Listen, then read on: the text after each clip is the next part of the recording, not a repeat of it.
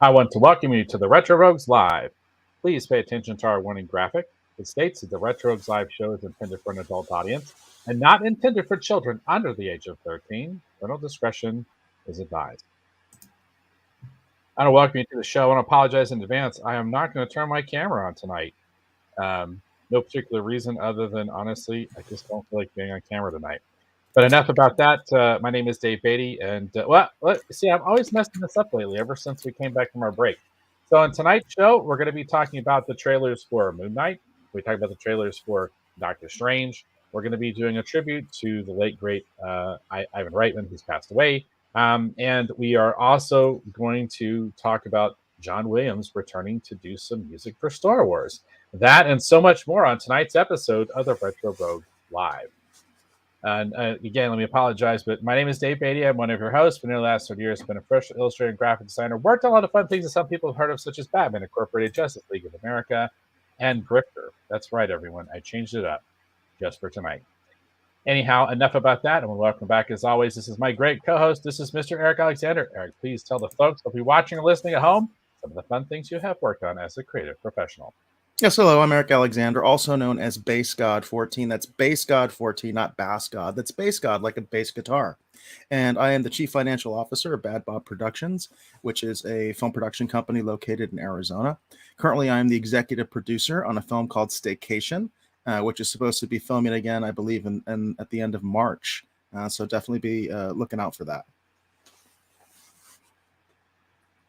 Very cool, very cool. Yes, Russ Emanuel, the director, has been putting out a lot of interesting teaser posters. And as usual, Russ is always able to create an interesting image in my head, because one of them was of a cat sitting on a counter. And I kept wanting to know what's up with the cat on the counter. I know that rhymes. I don't really have anywhere to go. It's not a joke, but there was a cat on a counter, and I found it intriguing.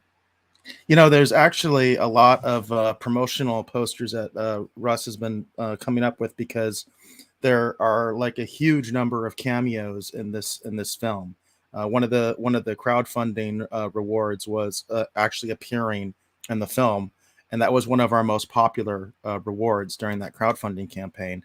So we have got a lot of people in this movie, and I know he's done quite a few like digital posters to promote some of those folks. So I'm gonna have to share some of that on a future episode, get people updated on that. And who knows, maybe we can have Russ back on the show at some point, because he's been on the show before, so it'd be nice for him to give an update.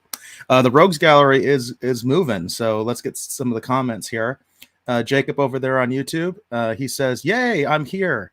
So Jacob, glad to see you. Glad you're here. Hope that you've maybe seen some of these trailers, or are kind of into some of this other news we're going to be talking about, because I would love your take on it.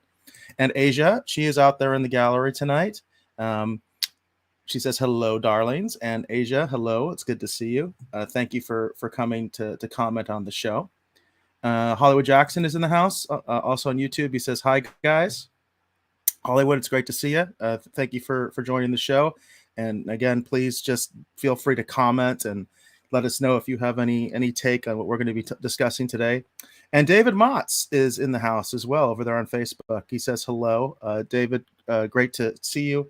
I do believe you were the one that sent me something that we may be discussing later." So it's a rumor, and I did sort of prep Dave without actually telling him exactly what it was. So Motz, it's good to see you. And I think it was you that actually sent me this article. Yeah, he says it is him. It was him. So we will discuss it, Dave. Even though it's not in the description, we are going to discuss it because it is a rumor. So I think we're caught up. All right, very cool. Want to say hi to Jacob. Hi, Hollywood. It's always great to have you here. Hi, David Motz, and hi, gorgeous. That's just for Asia. All right. There you go. There you go. Okay. Okay, so we're going to start tonight's show by doing a little bit of talk and remembering the great late Ivan Reitman. He had a tremendous career in film.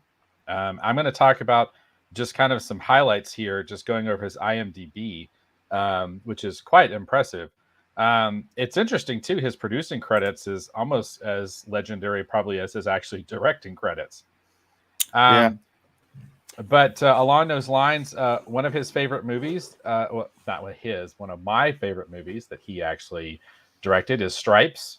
It's one of those just really fun movies. I feel like Stripes was a precursor actually for Ghostbusters in a lot of ways. Huh. But Stripes was just an absolutely fantastic film. Obviously, Ghostbusters. Twins with Danny DeVito and Arnold Schwarzenegger. Twins is another good one. Kindergarten Cop, Dave. Father's Day, Evolution. I know some people like Evolution, some people don't.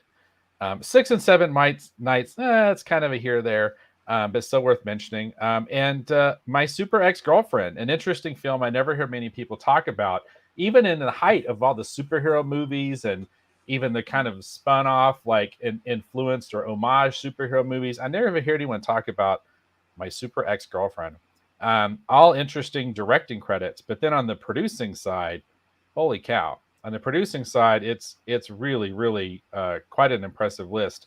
Um, I'm gonna try and hit just some highlights. He's got 74 producing credits. Everybody, it's insane. But here's a few that honestly I didn't really realize. Heavy Metal, the classic Heavy Metal. He was a producer on that. Space Hunter: Adventures in the Forbidden Zone. If anybody remembers that, I think that was the one that had Molly Ringwald in it. Maybe it wasn't. Maybe I'm confused. Obviously, Ghostbusters. I'm going through here. Look, Stop or My Mom Will Shoot.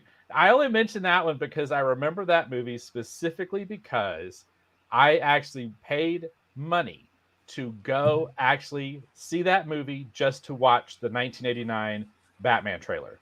Literally, me and my friends, we paid money to go see Stop or My Mom Will Shoot just to watch the Batman 89 trailer, and then we got up and walked right out afterwards. Jeez. Obviously produced a lot of his own movies. Space Jam. I didn't realize he produced Space Jam. Private Parts, the Howard Stern movie. He produced that. I did not realize he produced that. That's interesting. I guess wow, he's got a lot of interesting animation credits, including Mummies Alive, if anybody remembers that show from the 90s. Old School, Euro Trip, Disturbia. Disturbia was actually an interesting movie. I mean, his credits are absolutely incredible. I mean, Draft Day, Hitchcock. I mean, definitely, if you have a chance, go. I mean, I would definitely recommend, obviously, the films that he directed, over the films that he produced. But his producing credits and his directing credits are absolutely legendary.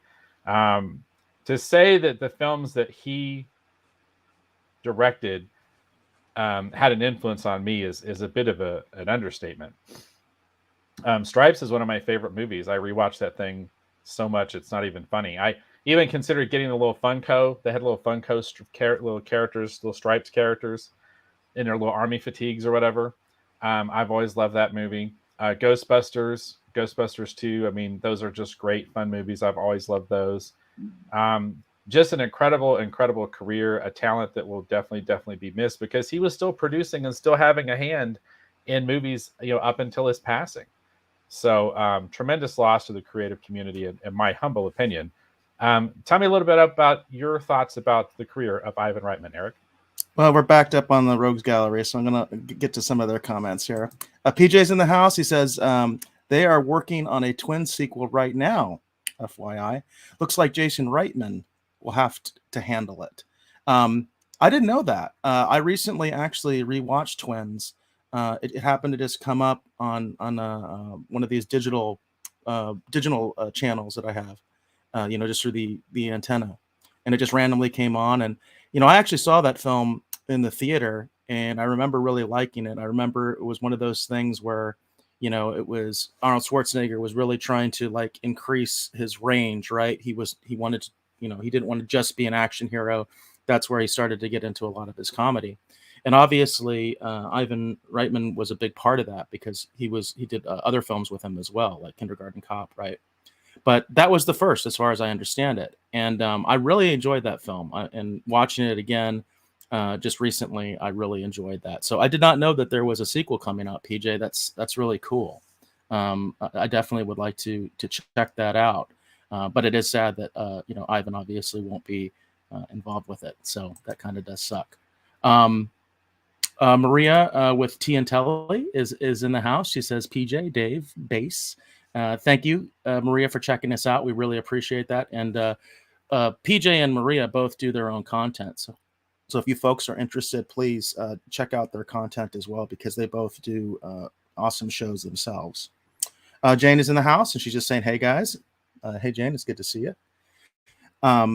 Jacob says, "I love Kindergarten Cop and Super Ex-Girlfriend with Uma Thurman." And that was one of the ones, Dave, that you were mentioning. That is, I think, probably one of his most understated films. In other words, I don't associate him with that film. You know what I mean? Even though obviously it's like, I think one of the last films that he directed.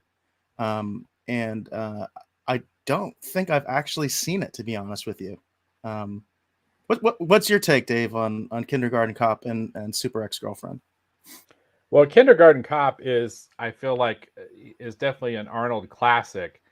I can't tell you how many times. I mean, one of like the most mimicked lines I hear from Arnold is, "It's not a tumor." Like, It's I not hear a that like tumor. all the time. It's not Just a like, "Get tumor. to the chopper." Like, so those are Arnold things that are legendary, and that comes from. And Kindergarten Cop is a good movie. It's a fun movie. It really is a lot of fun.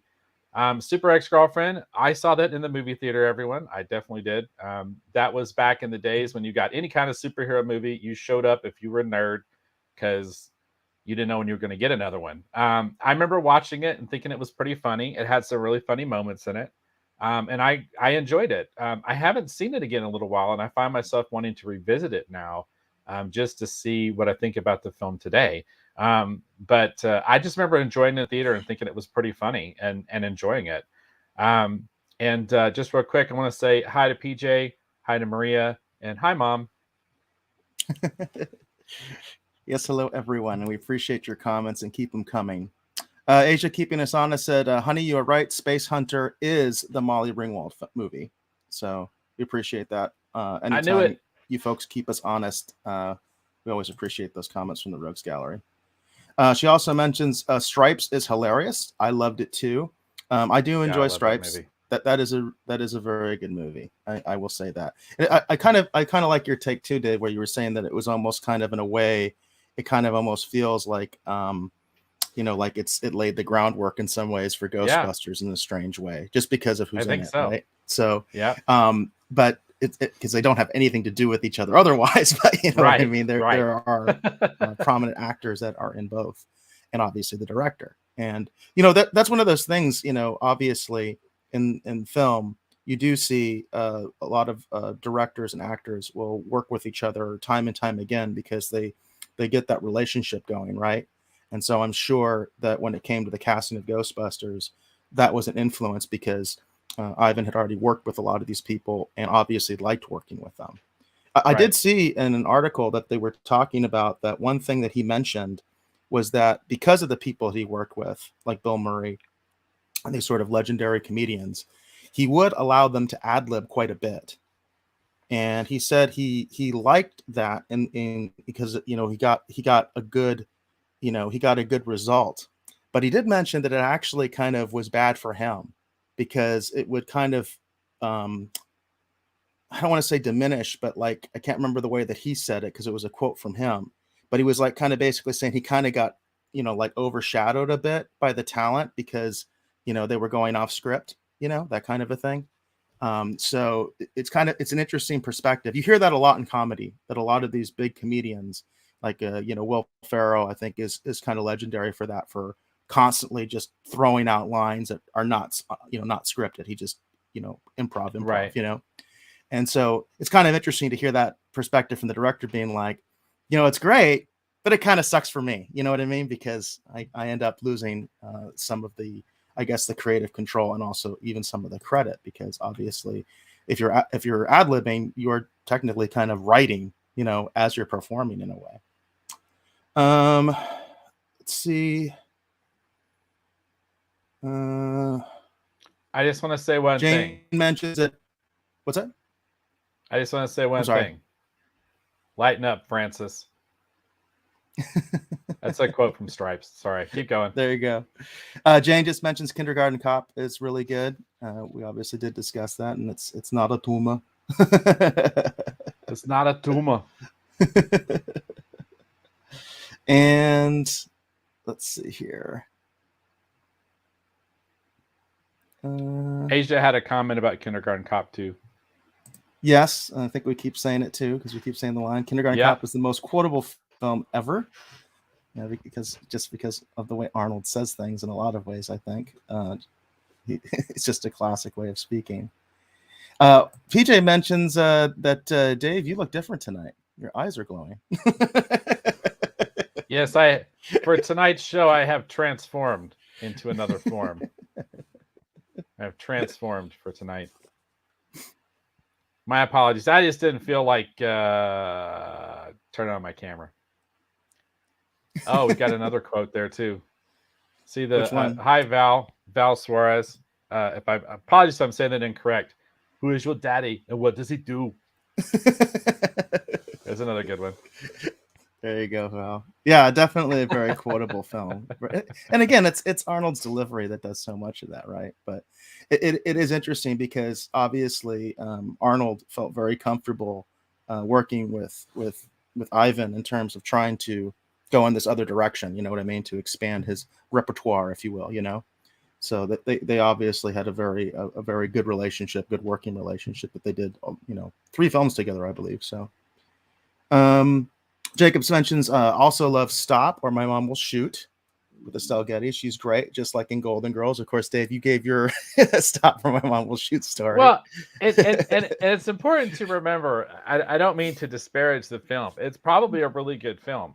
Me and my friends, we literally were, wait a minute. Was it not 89? It might've been Batman Returns. It was one of the two. I just remember we paid good money just to watch the trailer. And part of the reason, honestly, Jacob, that we walked out is because I'm pretty sure no one would want to hear us sitting around while the movie's playing while we're discussing what we had just seen in the Batman trailer. Because that's how we were. I remember we got back in it was Ken's car, I think, and we basically talked about that trailer for the next 4 or 5 hours, dissecting every little thing that we could remember. I don't know about this. Do you remember that part? I remember that part. That was really cool. Trust me, you didn't want us in the movie theater after we saw that trailer. Yeah, I could understand that. That's another movie that I'm afraid I've never even seen. It just didn't really appeal to me. I've seen parts of it on TV and stuff, but it's not the kind of movie that I personally would sit down and specifically watch. You know what I mean? But I did watch the Golden Girls, and I do think Estelle Getty was awesome too. So nothing against her. It's just the movie just kind of, I remember at the time, I just thought it looked kind of weird and wasn't really my thing, you know? I feel like I fell behind somewhere because I'm not sure exactly what Maria is referencing, but he said, Dave, you do that a bit too well. Haha. I think that might have been one of your impressions or something like that. It must be my Arnold impersonation. And I think she's also saying you didn't feel like combing your hair today, huh? I did comb my hair, Maria. That's the funny thing. I did comb my hair. I just didn't feel like turning my camera on. So just so everyone knows, I think it's pretty obvious. I've gone through a lot of life changes, so I'm living in a different place, and Eric knows he's seen me. You guys haven't seen me. We'll be basically in the green room or the backstage area, and he'll see me futzing with trying to figure out where to put the light and where to do this, and I'm just not happy with my setup right now. So That's also part of the reason I decided not to turn my camera on tonight. I'll be back on the show next week, and also too, the reason I haven't I'm not drawing tonight either, and my apologies, is just because I'm not sure if my internet here, which I also talked to Eric about actually in our business meeting last night, is that I'm not sure if my internet is strong enough to handle two vehicles, Transformers, okay, two computers streaming at the same time. I'm a little nervous about it, but we'll probably try it next week and we'll see how it goes. But again, apologies. Hopefully things will be a little bit more normal next week. Yeah, I've been having problems with my internet as well. I actually had a tech come out on Sunday, so hopefully things are going to be a little bit better. Knock on wood, you know. But yeah, I've been having some issues with my internet as well. Hopefully that they're over. PJ, you did mention you were going to send me a link, and I think that's in reference to some of your channel and some of the other stuff. So I haven't got it yet. So if you did send it, I haven't got it, because Hollywood was even saying, post the links, please, Eric. So because I definitely do want to promote PJ and Maria, and quite frankly, any of the rest of you that you have content, and maybe I'm just not aware of it. I'm more than happy to promote your stuff. So Yeah, send it at me. Hollywood's a tremendous musician, and he has his own YouTube channel where he does commentary, and he posts up absolutely killer music videos and stuff. Man, Hollywood is awesome. Definitely check out Hollywood. And then Hollywood, if you want, definitely you could post that link up too. Tell people where you're at. Absolutely, yeah. And Absolutely. Then I know that Maria does a show, as you said, Eric. I've actually watched a couple episodes. It's a lot of fun. I really enjoy it. And obviously PJ with the great Orville Nation. I think everyone here knows about the great PJ, who actually, we were going to do it quarterly, everyone, and blame me because I just have a tendency to overcommit, which is why we didn't do more episodes of the Retro Rogues fanzine, the actual magazine. But PJ was our cover story. We are huge fans of PJ and Orville Nation. So definitely check out Orville Nation on YouTube for sure. Yeah, definitely. We consider ourselves part of the Orville Nation as well. We're definitely friends with the channel and personal friends with PJ as well. He mentioned, actually, he said when you were talking about your internet connection, says, yeah, I get that. It happens a lot when I travel, Dave. Just not happy with my setup often as well. And I get that too, especially when you're traveling, because I've tried to do that a couple times.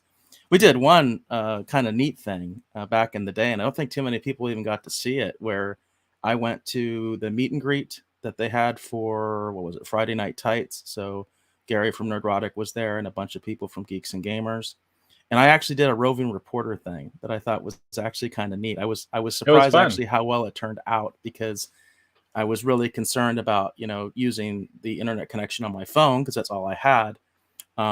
And it seems that like that episode, it actually came out pretty well. So I bring that up because maybe in the future we'll do something again like that. It was kind of neat to have somebody on location, and then, Dave, you were back, so it was kind of like you're in the studio, and it's just kind of neat. And it's kind of neat that in this day and age, it's so easy to do something like that, to basically do your own little, almost like news broadcast thing, And I feel like that with my camera off, it's easier for me to do my impersonations too. Because I really agonized about doing the Emperor with the last episode with our special guests, and I decided not to at the basic kind of the 11th hour. Yeah. But I feel like I could do my "Once more the Sith will rule the galaxy, and we will have peace." Like, I feel like I could do that easier with the camera off. So I gotcha. Horrible impersonations, but just for you. Asia, in regards to our internet problem, she said, Skynet, man, it's taking the streaming wars seriously. Laugh out loud. Definitely is. And you know what? There are times that I actually do get conspiratorial sometimes, because there have been weird things that happened on the show right when I said something, and then all of a sudden, we lose the connection. Yeah. So yeah, a lot of times I'm like, I don't think this is a coincidence, but who knows? I do get conspiratorial. Let's see. Oh, and Maria was saying, thank you, Dave. He said, and PJ is the best agent. Yeah, not biased. Laugh out loud. Yeah, because PJ is Maria's agent. PJ does cool. Promote Maria quite a bit. So yes, he is her agent for sure. All right, Robert. I'm going to use one of Asia's expressions. I'm going to say, I feel attacked by that comment, Robert. I feel attacked. Attacked? I feel attacked. Robert says I look better like this. I feel attacked, Robert. I feel attacked. It's not right. This is, of course, the great Robert McVeigh, the Chief Financial Officer of Bad Bob Productions, of which I am a partner.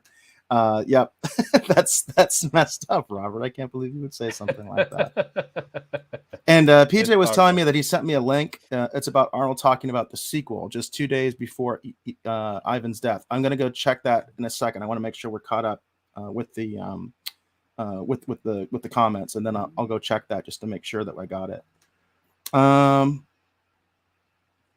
Maria says, don't stream when you go visit your elderly mother, because you end up with a choppy stream because old people internet speed. Ugh. I've actually, I have actually goodness. broadcasted from my mom's house before, and her internet's fine actually. So, but I do get where you're coming from, Maria. The quote unquote old people internet speed. Okay, it does happen. It does happen. Let's see. All right, so I'm gonna go check and see if I got this link, Dave. So All right, cool. if you want to talk a little bit more about Ivan or whatever, please do while I try to find this link. Well, I just want to say that definitely check out the work of Ivan Reitman. You can obviously find a list on IMDb.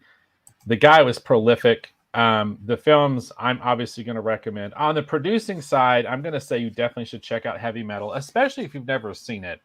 It's such a great animated film. Definitely a product of its time, but it's really cool and really neat, especially if you're not familiar with it or you haven't seen it in the past. Like, if you haven't seen it yet, obviously, if you've seen it before, you probably either have an opinion about it. But I think Heavy Metal is really interesting that he was actually the producer, one of the producers on that. But the big films, obviously, we've been talking about, in Ivan Reitman's catalog of work is going to be Ghostbusters. It's going to be Ghostbusters 2. It's going to be Stripes. It's going to be Kindergarten Cop. Definitely check out his. It's going to be Twins. Twins is a really great movie. It's a very fun movie. But definitely check out his profile on IMDb. Find you a fun Ivan Reitman film, maybe to actually watch this weekend.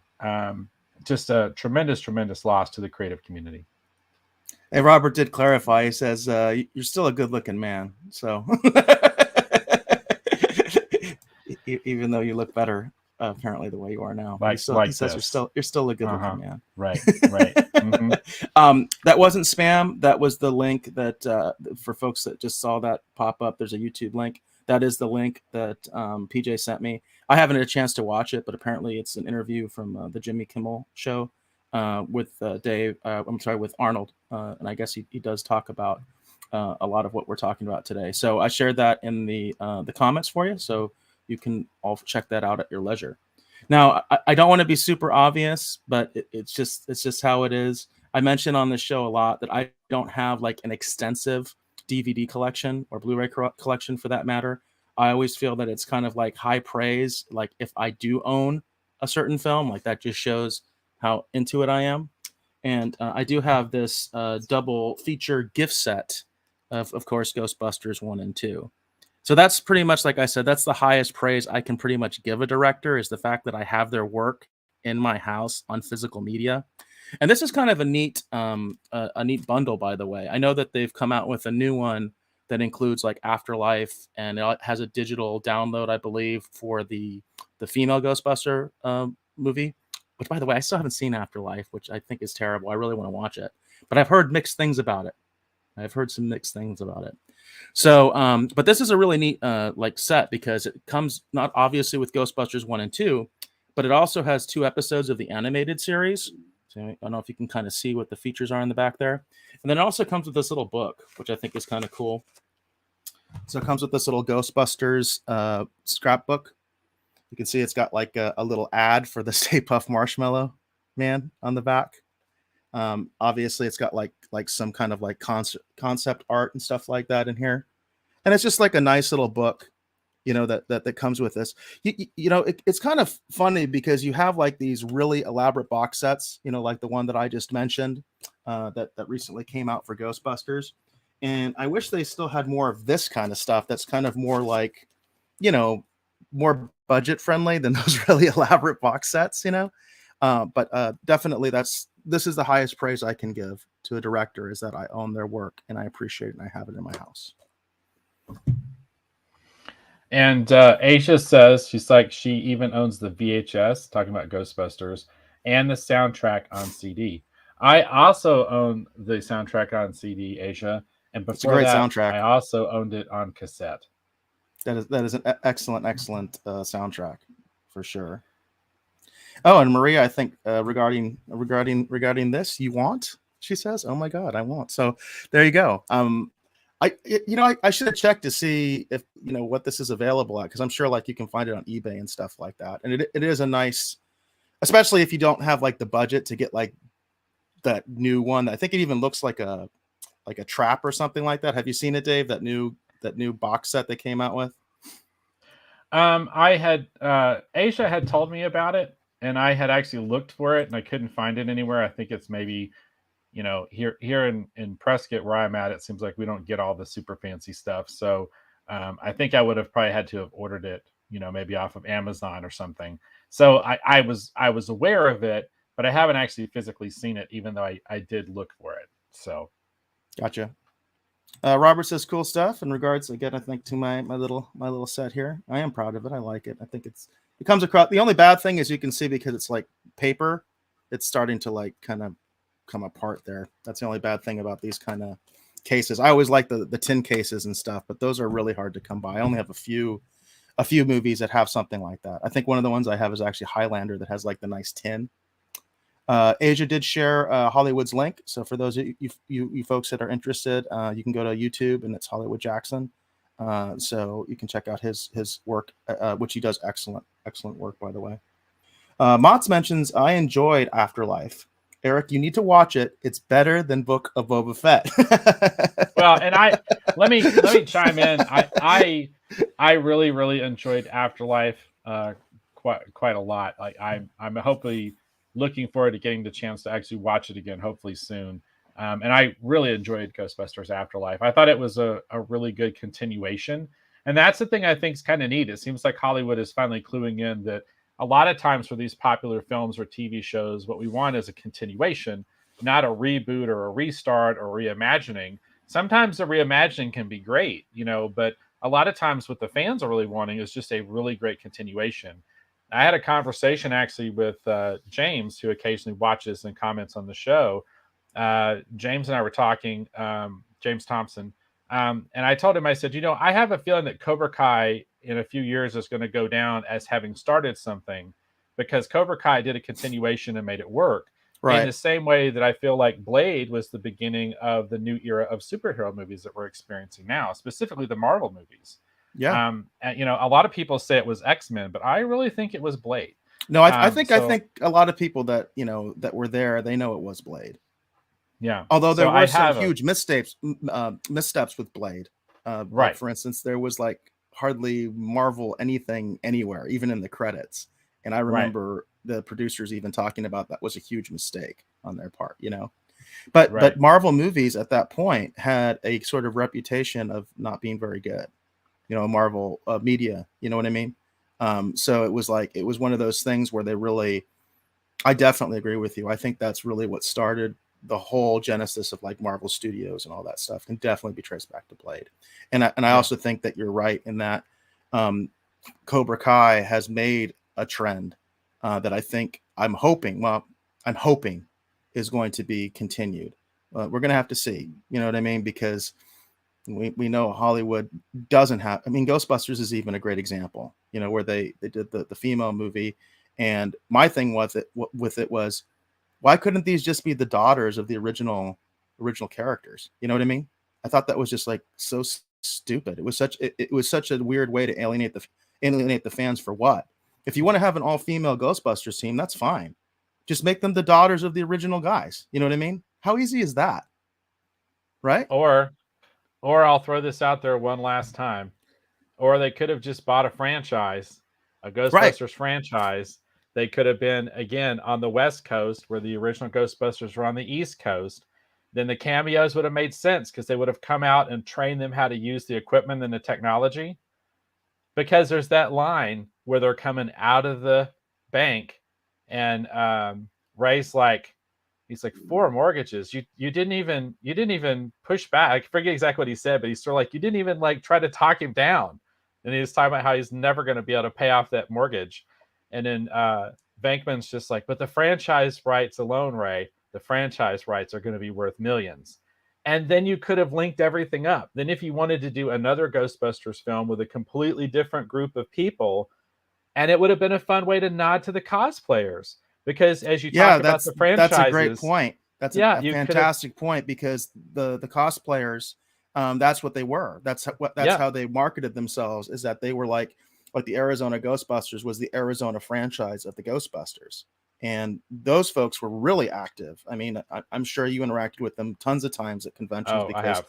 they were so they were so they were so active in the community, you know what I mean? And they were so active at these conventions. I remember one of the funnest things they did was a zombie walk at Phoenix Comic Con one year. And, Yeah. and that was really, really cool. They were like the corrallers for the zombie walk. They did some really cool things. They actually helped me out one time when I was organizing the film festival. We actually had a very good Ghostbusters fan film, and I wish I could remember the name of it. It was actually very well done. And they were supposed to be, I think, like the Denver Ghostbusters. And the local Arizona Ghostbusters actually came out during the showing of this fan film, and they were giving out like marshmallows and stuff like that, and it was really, really cool. So yeah, I agree with you totally. That would have been another good way to go about it, is that this was like you said, like the West Coast franchise or something like that. So you can even take it out of New York and do something completely different, all that stuff, you know. Let's see here.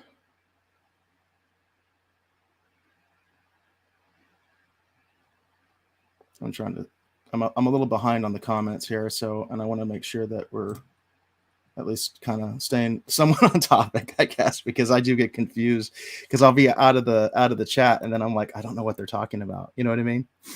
Well, David Motz does say that it's available on Amazon. Right, there we go. Ghostbuster 1 and 2 is available on Amazon. And I'm wondering, Motz, are you talking specifically about my set also? I'd be curious if you know, because I think some people would be interested in it. Asia says, I saw it in the theater 3 times. Are you talking about Afterlife, Asia? Afterlife. She's talking about Afterlife. I can answer that question. The biggest detractor I've had so far is my daughter went and watched it, and she said it was just you know. Now, granted, she's not like as into Ghostbusters, I think, as like we are, but she's seen the original, and it's not like she doesn't like the Ghostbusters. But I've heard that from other people too, unfortunately. So the only reason I haven't seen it was because I was actually waiting to take one of my kids to go see it, and the timing just was never right. And eventually, it kind of came to the choice of, do I want to see Afterlife or Spider-Man? And so I went and took one of my daughters to go see Spider-Man. So that's the only reason I haven't seen it, although I am a little concerned because there have been people telling me that it's not that good. But then again, we have people here in the Rogues Gallery saying it's very good. So I really enjoyed it. I thought it was great. And it was great too because it was a continuation.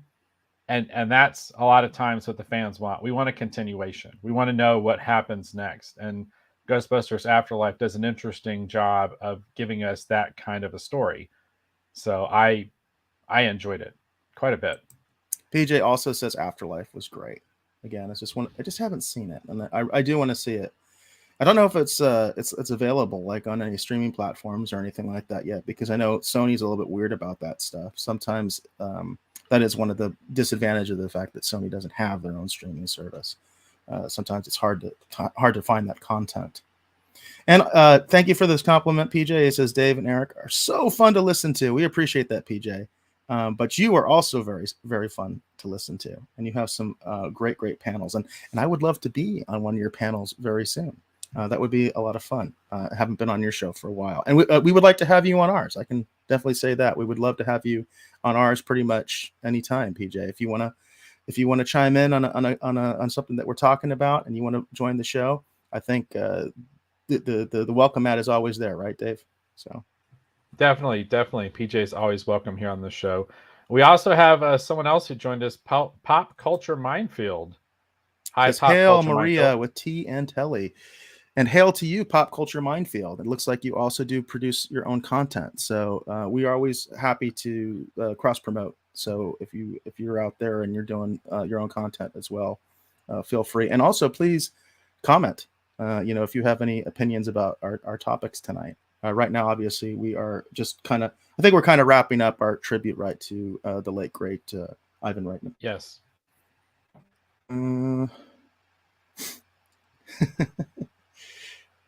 Oh, here we go. David Motz actually put in an actual link to that Ghostbusters double feature gift commemorative. And if you want to take a look at what it looks like, here you go, because I own it. So if you are interested in it, he actually did put a link in there on the Facebook. So if anybody's interested. This is a nice set. I like it quite a bit. And Pop Culture Mindfield does have a comment there, Eric, if you see it. He says, love the movie Afterlife. Thought it plays a bit on nostalgia. It also hurries through scenes they needed to take their time with while spending too much time on scenes we should have sped through. I could see some of that. I have heard that pop I culture. that. I have exactly heard people saying stuff like that, and Yeah. actually from surprising quarters. In other words, people I would have thought really were into it. Were saying kind of things like that. That it was like my daughter said, or she didn't hate it. She was just like, it's me. You know, that was her interpretation. So. I quite enjoyed it. I still think it's definitely worth giving a watch, Eric, for sure. Well, I do want to watch it. I do want to watch it. I have been a little bit apprehensive just because I have heard some things and pop culture kind of hit on it. You know what I mean? So, I do think we should probably move on to our next topic, though. What do you think, Dave? That sounds good to me. Sorry, I keep making that Modern Family double click reference, but I think I need to replace my mouse because I'm muting my mic when I'm not talking, and I go to turn it back on, and it's like double click, and it's not me. It's the mouse. It is the mouse. Anyhow.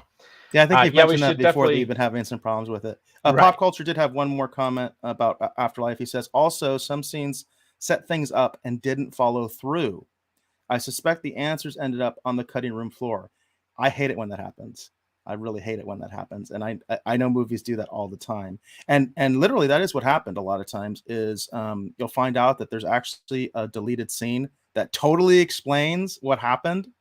And it's like, why did you take this out?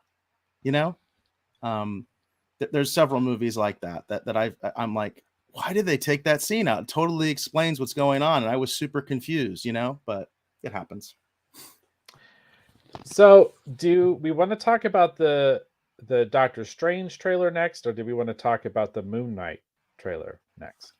Well, I know you've got to be chomping at the bit for Moon Knight, right?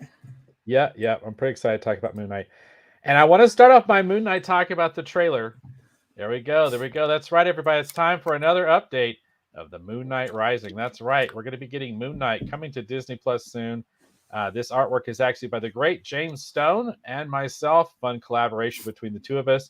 If you're curious actually to own this in a digital form and actually learn more about Moon Knight, I would encourage you to go over to davebeatty.com or even retrorogueslive.com. And if you go to the Retro Rogues page, there's a link where you can download the Retro Rogues fanzine, and you can own a digital version of this artwork and read the story that goes with it. And I actually selected my 10 favorite, my most important Moon Knight stories that you should be aware of before watching the Disney Plus series. So check that out over at www.davebeaty.com. All right, enough about that. So here's where I want to start off by just saying this, okay? I know that Moon Knight and Batman, and you can't see me right now, but I'm talking with my hands. I know that Moon Knight and Batman are different characters, but these characters are very similar. So whenever someone goes out on the internet and they go, Moon Knight is not Marvel's Batman, they're correct, and yet they're wrong at the same time. Okay, and in the new trailer, there's a really fun moment in that trailer that goes to illustrate the fact of what I've been saying all along. Moon Knight is a very different character, but I have always felt like that he is Marvel's Batman. So for tonight's show, I actually have some interesting evidence for all of you to look at. This comes from the comic Dave, books. I do have some screenshots too for the trailer. Oh, okay. Well, I just want to do this first because this comes from the comic books. This just goes to prove a point. This goes back to a conversation that James Thompson and I were having earlier today. I'm just going to put these up here real quick. Okay. These are both by a great artist, someone who I know. I'm not going to say he's a friend, but I do know him. But the great David Finch, absolutely fantastic artist. Did a lot of the covers of Brightest Day, which is a series that I got to work on over at DC Comics. But we're going to start off with this image from David Finch from his run on Moon Knight. Check that out. Wow, that's killer.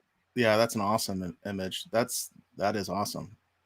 I friggin' love this character. Now, what's important to know about this moment, if you see this up here, there's like a little crescent-shaped thing that looks like he's rappelling out of. That is actually his moon-shaped helicopter that he has.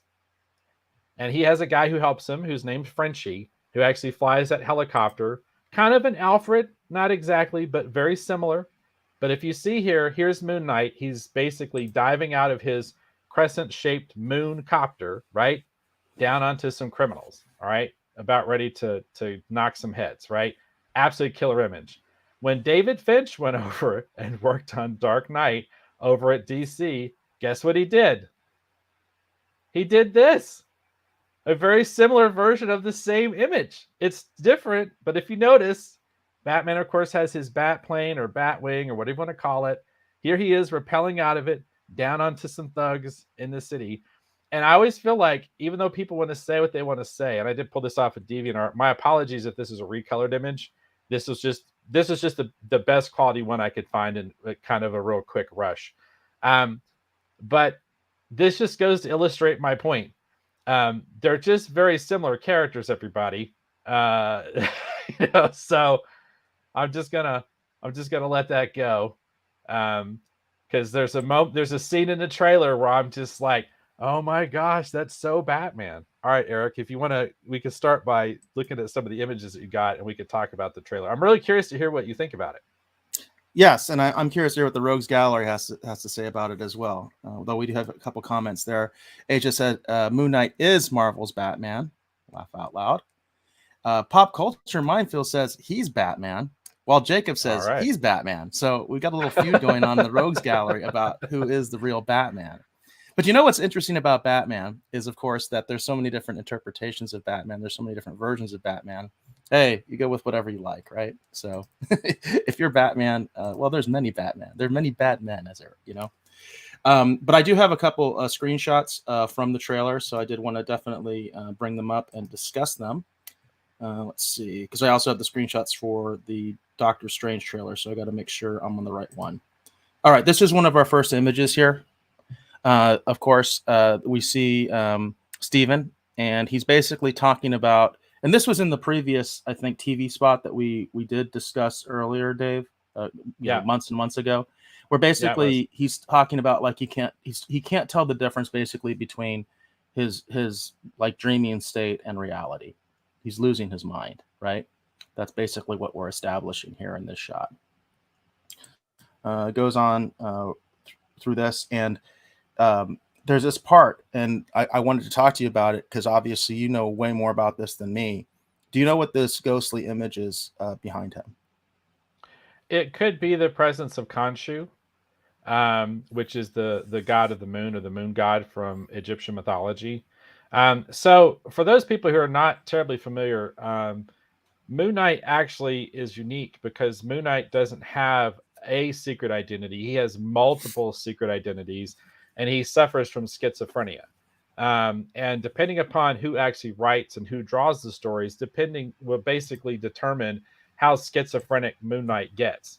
He's either completely lost it, or he just switches between these different identities. But he believes he's down on his luck cab driver, Jake Lockley. He believes he's former ex-mercenary Mark Spector. And he also believes he's billionaire, originally millionaire, Stephen Grant. But all of them are also Moon Knight. So what's interesting with the show that they're doing is he's going to be having a hard time telling the difference between these different identities and which identity he is actually inhabiting at the moment. So I think he's going to be slipping in and out, and we're going to be looking at schizophrenia in a completely unique way. In addition to this, all or some of the identities sometimes will be talked to directly by Khonshu, because mercenary Mark Spector believes that he died on his last mission in Egypt and was resurrected back from the dead and gifted with superhuman powers by Khonshu, the god of the moon.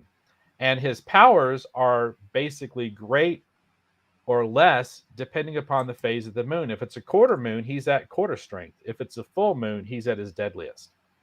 And there are some, again, depending upon who writes it, that's either true or a figment of his imagination. So he either does have powers or doesn't have powers. So it's going to be really interesting to see how they pull all this together. and what kind of version of Moon Knight that they give us, because there's been a lot of different interpretations.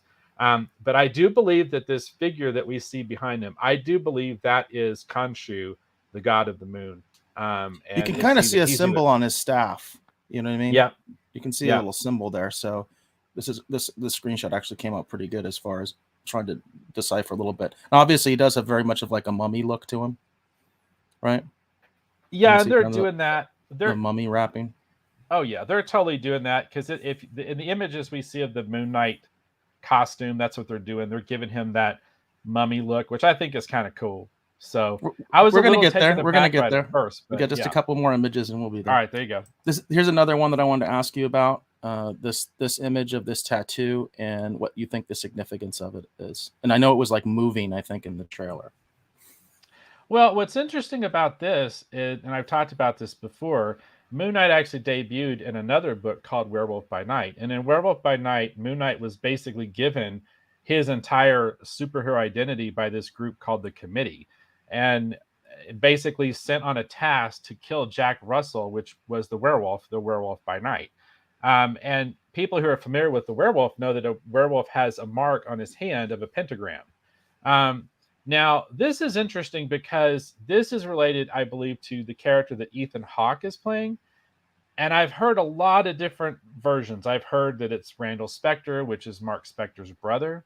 Some people believe it's a completely different character. So until the show actually debuts, I'm not 100% certain exactly what's going to happen with this character. But Well, obviously, the subtitle here, the closed caption says it's Arthur Harrow. right.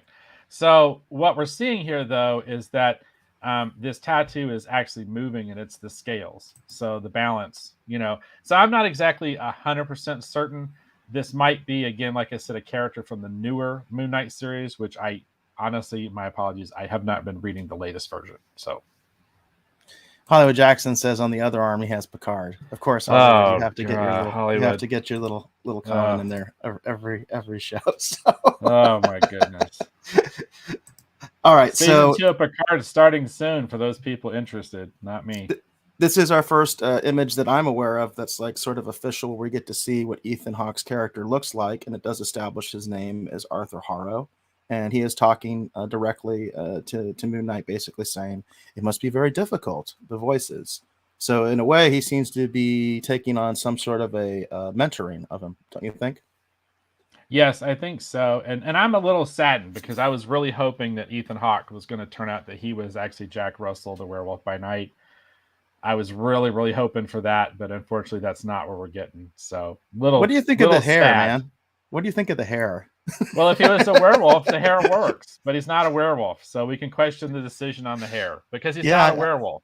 It's a little jarring to me, but then again, I think maybe they deliberately wanted to do that because Ethan Hawke is a very well-known actor, so they're like deliberately making him look different. You know what I mean? Than what we're used to. So that might be what they were going for there.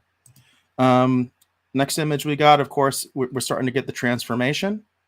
Where we are going to be seeing the costume, and that's the next image here.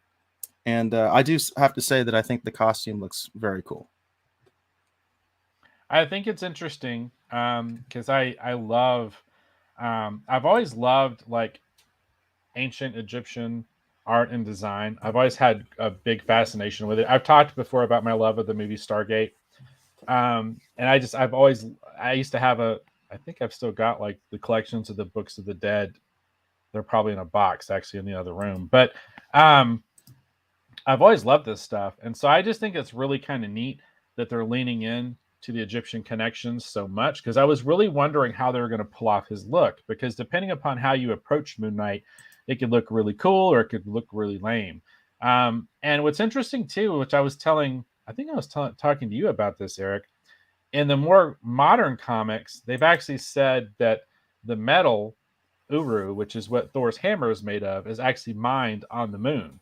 So Moon Knight could actually manipulate and probably potentially wield Thor's hammer, which I thought was kind of an interesting aside. So they're going to be able to do some fun stuff with this character, I think. That is interesting. Backing up to previous image, Asia had a pretty funny comment, and I actually did kind of think this myself, Asia, which is Nick Nolte much? Laugh out loud. I do feel that vibe. There's definitely that Nick Nolte vibe going on with Ethan Hawke there, and it is a little jarring to me. I just have to say it. It is a little jarring to me, but at the same time, I could see them deliberately trying to go for a different look just because he is such a well-established actor. There's also this cool sort of action image. I wish I had gotten the screenshot where his the cape is fully extended because it looks really cool, but I couldn't quite get it, But this image is pretty cool of him. It looks like he's going into action here against some horsemen, and there looks like there's another guy here on the ground, and he is possibly going to kick some butt, And this image is really awesome too, because when the moon is when the cape is fully extended, it's a crescent shape like the moon. Yeah, that's what I was trying to catch. Yeah. And I didn't quite catch it right. I just was having a problem with my cursor, And that is something that comes from the work of the great Bill Sienkiewicz, probably one of the most famous and legendary artists to ever work on Moon Knight. Bill Sienkiewicz's work goes up there with David Finch. I mean, David Finch's work is incredible, but man, when I saw this in the trailer, I was losing my mind, because that's just such a fun thing that they used to draw into the comics, that when you start thinking about live action, I'm like, well, they're never going to be able to pull that off, but they pulled it off, and it was awesome. I really like it. We have another cool comment in the Rogues Gallery, and it's from Nate Knows Reviews, and he says, when he transforms, he looks like Mumra from Thundercats. And Nate, I totally agree with you. And by the way, welcome to the show. But yeah, in this image in particular, you can kind of see it, where he actually does look like he's having that Mumra-esque transformation. I think you called that very well, Nate. That's a good one. Nice to have you here, Nate. And then got a couple more images here. And this is, of course, another one where I couldn't quite get the shot that I wanted, but this is very Batman, in my opinion. Totally Batman. Thank you, Eric. This is 100% Batman. Of him throwing, it even looks like he's throwing a batarang. I mean, you know what I mean? And it's got the moon, and it's at night, and it's got the like Gothic architecture church. I mean, this is very Batman, in my opinion. Yeah. Very Batman. I don't have to say anything more. Eric just said it all for me. There you go, everybody. I freaking love this scene in the trailer. I literally jumped out of my chair when I saw this. I was just like, hell yes. Because he has these crescent shaped boomerangs, and he uses them just like batarangs. That's exactly what they are. Yep. He has a whole bunch of them. It's awesome. Yeah, I definitely saw that when I saw this. And we have shown this image before, I think, on our previous review of one of the TV spots, but I had to show it again, which is, of course, Moon Knight jumping in front of the moon. Very cool image.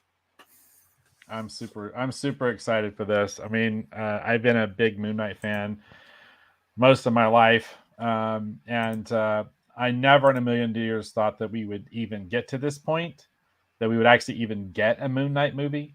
Or even with this as a show. I mean, to me, it feels like a movie. I mean, I know it's a show, but some of the Disney Plus stuff is so well produced, it does feel like a long form movie.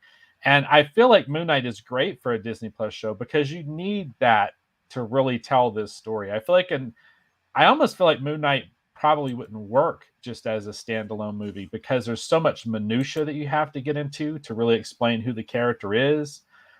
There's a lot of moving parts that make the character interesting, but once he's established, you could do all kinds of stuff with him. And it's interesting too, because Dean Zachary, who's a good friend of mine, great comic artist, worked on Green Lantern, Superboy, New Gods, Nightman for people who remember the Ultraverse. Dean and I used to have all these conversations back in the day about how a Batman television series would be really great. But it's interesting, not talking about, obviously we had the 66 series, but we're talking about a current day Batman TV series would be great. And I know we got Gotham, but it was like a Batman show without Batman in it. And the thing I think is really neat about Moon Knight is I think Moon Knight's going to test that water, because Moon Knight scratches enough Batman itches that I think we're going to get to see what a Batman show would maybe feel like. And I think that's going to be a lot of fun. Interesting take. are we ready to go on to Doctor Strange? Oh yeah. Oh yeah. So I do have images for that as well. If we want to just go through them, so we can, they kind of hit, I think, most of the high points of the trailer. For folks wondering why we're doing that, by the way, anytime we do a trailer reaction, even without the audio, we get hit, and we're not even monetized. So that's for people that are like, hey, why aren't they just like playing the trailer? We get hit. Our little channel that's not even monetized, we will get a freaking strike. I don't know how other channels get away with it. I really don't. I've seen several bigger channels. They're just straight up playing the trailers, straight up with the audio and everything. And anytime I do it, I get a strike. Oh, and before we get too far into this, David Mott says, aren't they called crescent darts? Talking about Moon Knight's weapons that he used. Yes, David Mott, they have been called that. I am just calling them out just kind of like as batarangs because I'm annoyed with the people who tell me that Moon Knight isn't Marvel's Batman. So sorry. I'm trying to prove a point, David. and PJ, you're too kind. We appreciate all the praise that you give. It says Dave and Eric have such good content. We really appreciate that, PJ. And of course, you have the best content. So we really love your show. We were going to move on to Doctor Strange, and Asia said, Doctor Strange, laugh out loud, actually has Picard at Hollywood Jackson. That's right, Hollywood Jackson. That's right, Hollywood. Check it out. Your Picard is in Doctor Strange. Oh, let's talk about it. Let's talk about it. So I'm weirded out by it. This first image. We've got this first image in the Doctor Strange trailer where he's basically talking about this recurring nightmare that he's having. I dreamed the same dream. And apparently it's not very good. And we have this image of this monster. Which, do you have any idea what that is, Dave? I honestly am not sure. This is shown. I'm not sure if it's going to be in his dream, but the way the trailer shows it, this is what he's dreaming about. And I think that might be America Chavez that's off to the right because she's in the movie and she's in the trailer. But I'm not 100% certain.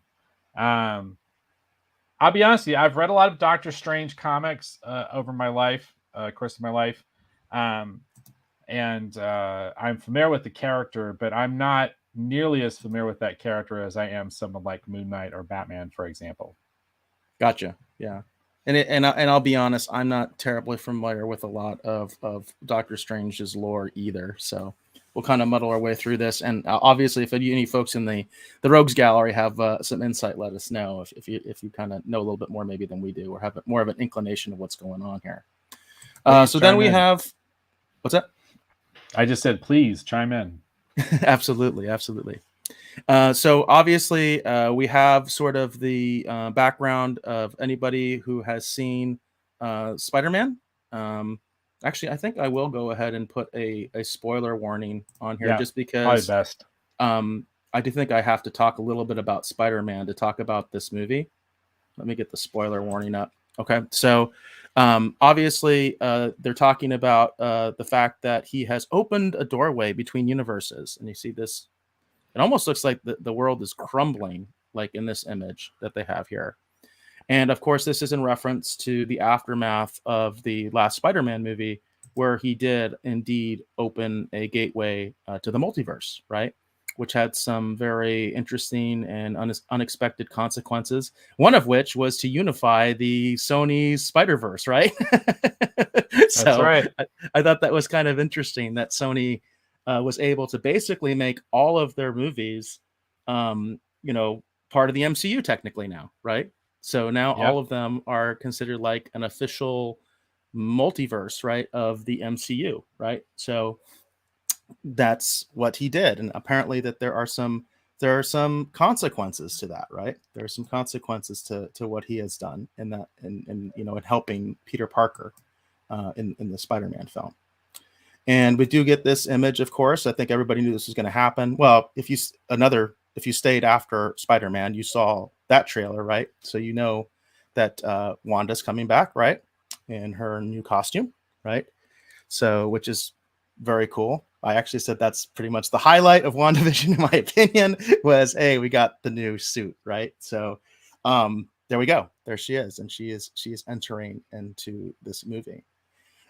This is another one I wanted to ask you about, Dave. Is so obviously with the consequences, somebody up there, is upset with what Doctor Strange has done, and he is in cuffs, and he is being escorted by these beings. They kind of look like robots to me. Dave, do you know what these things are? Okay, so I believe, and this is my theory, that we are going to get the introduction of the Illuminati. Now, in the Illuminati, the Marvel Comics Illuminati, anyway, is a group of like-minded individuals who represent some of the highest realms of magic, highest realms of technology and science, and they basically come together, and basically they're kind of overseeing and protecting what's happening on the Earth. Typical members of the Illuminati include T'Challa. We've had Black Bolt be a member of the Illuminati. We've had Doctor Strange be a member of the Illuminati. We have had Tony Stark be a member of the Illuminati. We have had Professor X be a member of the Illuminati. And if we look at these robots, they are Iron Man-esque, and they're also Ultron-esque. So I'm pretty sure that we're going to get the introduction of the Illuminati, because later in the trailer, well, we'll get to it because Asia's already kind of let the cat out of the bag that Picard is in the trailer. So we got a lot of people commenting on this right now. So Hollywood Jackson says it's Mr. Roboto. So that's his interpretation. That's from Facebook. And then the Weekly Roundup radio show, by the way, welcome to the show. This says those are Jarvis clones. Those are clones of Jarvis. So that's their take. Nate says they are the Iron Legion, and they're taking him to the Illuminati. So he's supporting the Illuminati thing. And Asia says those are Ultron bots, and it is the Illuminati. So we've got a couple of different people seem to agree with Dave's Illuminati thing, but who these actual, I'm calling them robots, we seem to have a little bit of a debate going on as far as that, which is what I was hoping for. Because I was looking at this and I was like, I have no idea who these guys are. They kind of look like Iron Man. You know what I mean? I don't know. So that's why I'm saying I think it's the Illuminati. I think that what we're going to get is the Illuminati that's represented here actually represents the multiverse. So we're going to have, I think, another version of Tony Stark, who is a member of this Illuminati, as well as, I might want to point out, someone that Nate just called out as well. I think that's going to be our first introduction of that character. And Jacob is also hitting on the head, too, with another character from another part of the multiverse I think is going to be part of the Illuminati. So is this what we're talking about here? This is the mystery voice. We should tell him the truth. Is that what we've been talking about? Yep. I would be willing to bet money right now that's Patrick Stewart as Professor X from the Fox X-Men movies. And that's what Jacob is saying. He says, the Doctor... he says the Doctor Strange trailer in that scene, he's standing in front of people in chairs or thrones, and I swear that I heard Patrick Stewart's voice and a blurry, bald-headed person. So he also said that's a spoiler. We do have the spoiler tag up, guys, so I think we're good. But that's Jacob is apparently agreeing with you guys. That's Motz is saying that's Professor X is in the Illuminati. And then that's Nate kind of what my take too. was too, Motz, that Professor X is part of the Illuminati. That's what I was kind of thinking too. It is the multiverse, right? Yep. And then Nate calls it out too. He actually talks about another important member of the Illuminati, and that is Reed Richards from the Fantastic Four. There you go. So we could be really seeing something profound, right? Like we could be seeing the introduction of Fantastic Four, X-Men proper, all that kind of stuff, right? Yeah. Because we kind of got teased in Wanda Vision, and I mentioned in our review I wasn't too happy with how that went, but maybe we're actually going to get the real deal now, right? Where we're going to start to see some of those connections maybe to the Fox franchises, right?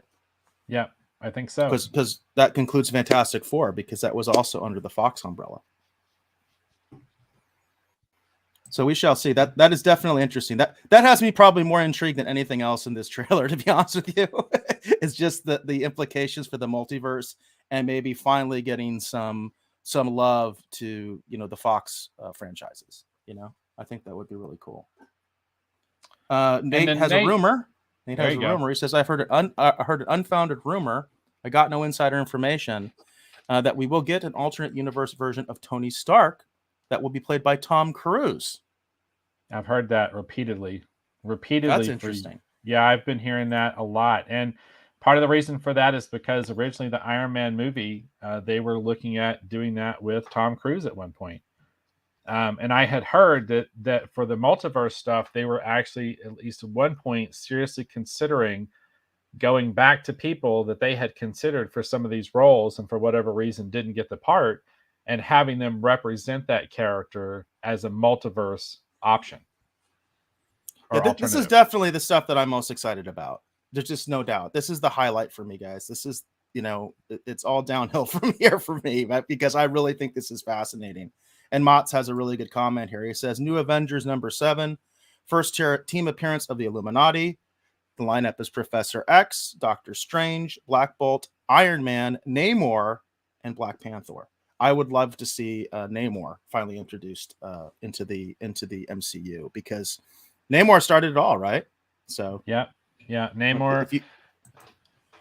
The Submariner Namor is really interesting because he is that Golden Age character like Captain America. Like, you know, Namor goes all the way back to the Golden Age.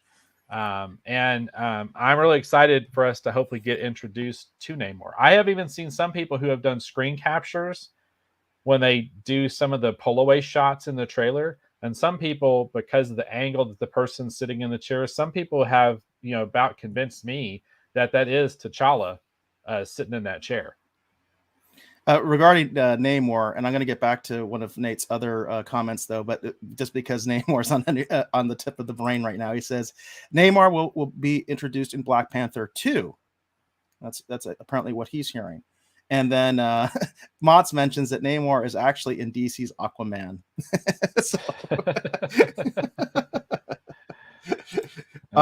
But there was another comment, which I think Nate, you might have put some fighting words out there, because I think there are fans that have strong opinions on this. He says, I don't want to see the Fox X-Men in the MCU. I want them to be recast, and the X-Men to make them and the X-Men make them more comic accurate. That's an interesting take, Nate. I think that there are people that violently disagree with you. You know what I mean? Because I think there are a lot of people that actually do. I think the big one is I feel like everybody wants to see Hugh Jackman's Wolverine in the MCU, and I think that even includes Hugh Jackman. Well, I would say I agree with Nate, because I also want to see the X-Men recast. I want them to see more I want them to see be more comic book accurate, because we can actually get our proper Rogue, everybody, because we actually have a Captain Marvel that Rogue can actually steal her powers from. So I totally want to see a more comic book accurate version of the X-Men, but this would be a fun way for the Fox X-Men to have one last swan song. So for whoever it is who's interested in doing this, this is an opportunity for them to come out for one last joyride. And then after that, you know, we'll have established the X-Men possibly being in the MCU, and then we can get these recast versions when the universe is put back together whole. At least that's what I'm hoping for, Nate. But I totally agree with you. I totally want to see everyone recast. He says exactly. Yep, totally. He says you guys are on the same page. 100%. But I do want to just stick up for those people that like the Fox franchise. I think that them be fighting words for some fans. You know what I mean? So well, and I go ahead. Asia mentions also that Namor is supposed to get his own movie, which I wasn't aware of. So that's news to me. I've heard that too. And so just so you know, I like a lot of the Fox X-Men movies. There's a couple of them I really don't like. But for the most part, I enjoyed those movies. But I am just with Nate. I'm ready to see more comic book accurate versions of the X-Men in the MCU, because there's certain characters that were never really given their proper turn. And that I include Rogue to be a really big, important part of that. We never really got to see the version of Rogue that everyone fell in love with in the 90s X-Men. we didn't see And her they fly with totally her ruined her in superhuman X-Men strength. 3. Like Oh any yeah, redeeming qualities totally. she had were destroyed in X-Men 3. So Yeah, so I'm ready for them to recast and for us to get the better versions. I'm really hoping for that. yeah, I definitely get where you guys are coming from. This is another kind of interesting image. I thought it doesn't really say a lot, but this is a really weird, cool image, don't you think? Of this sort of distortion effect that's happening to Doctor Strange. It's Yeah, really it's wild very looking. unusual. I mean, I think it's incredibly wild looking. I Yeah. just thought that was just. I mean, I have nothing else to say other than that. Just looks really crazy, weird, and cool. you know, it's just a weird image. And then, of course, we got this kind of interesting image. We got the Sinister Strange, and it even says that in the in the caption. Things just got out of hand. So, it was funny because when I first started watching it, that was the first thing that went through my head is like, well, if it's we already saw in Spider-Man that we got to see these alternate versions of Spider-Man, right, from the previous films. It's like there's got to be alternate versions of Doctor Strange, right? Even though we don't have other movies, right? But there still has to be one, right? Well, And we're getting one. this is actually, for those who've seen it, this is actually the Doctor Strange from the episode of What If. Um, in What If, Doctor Strange has the same car wreck that we saw in the original movie, but Christine is with him and Christine dies. And so he goes through all these processes of, instead of putting himself back together, he's trying to find a way. And David Motz calls it out. What if? This is the What If Doctor Strange. And he tries to find a way to bring Christine back. And so he goes through all these permutations of learning how to manipulate the time stone to basically try and save her life. And no matter what he does, he can't save her because it's an immovable moment in time or point in time. It cannot be changed. And so he goes basically into the dark arts and basically loses himself trying to find a way to bring Christine back. And in the process of that, he becomes totally corrupted. He actually ends up fighting the Ancient One. And that's this version of Doctor Strange. He's apparently loose.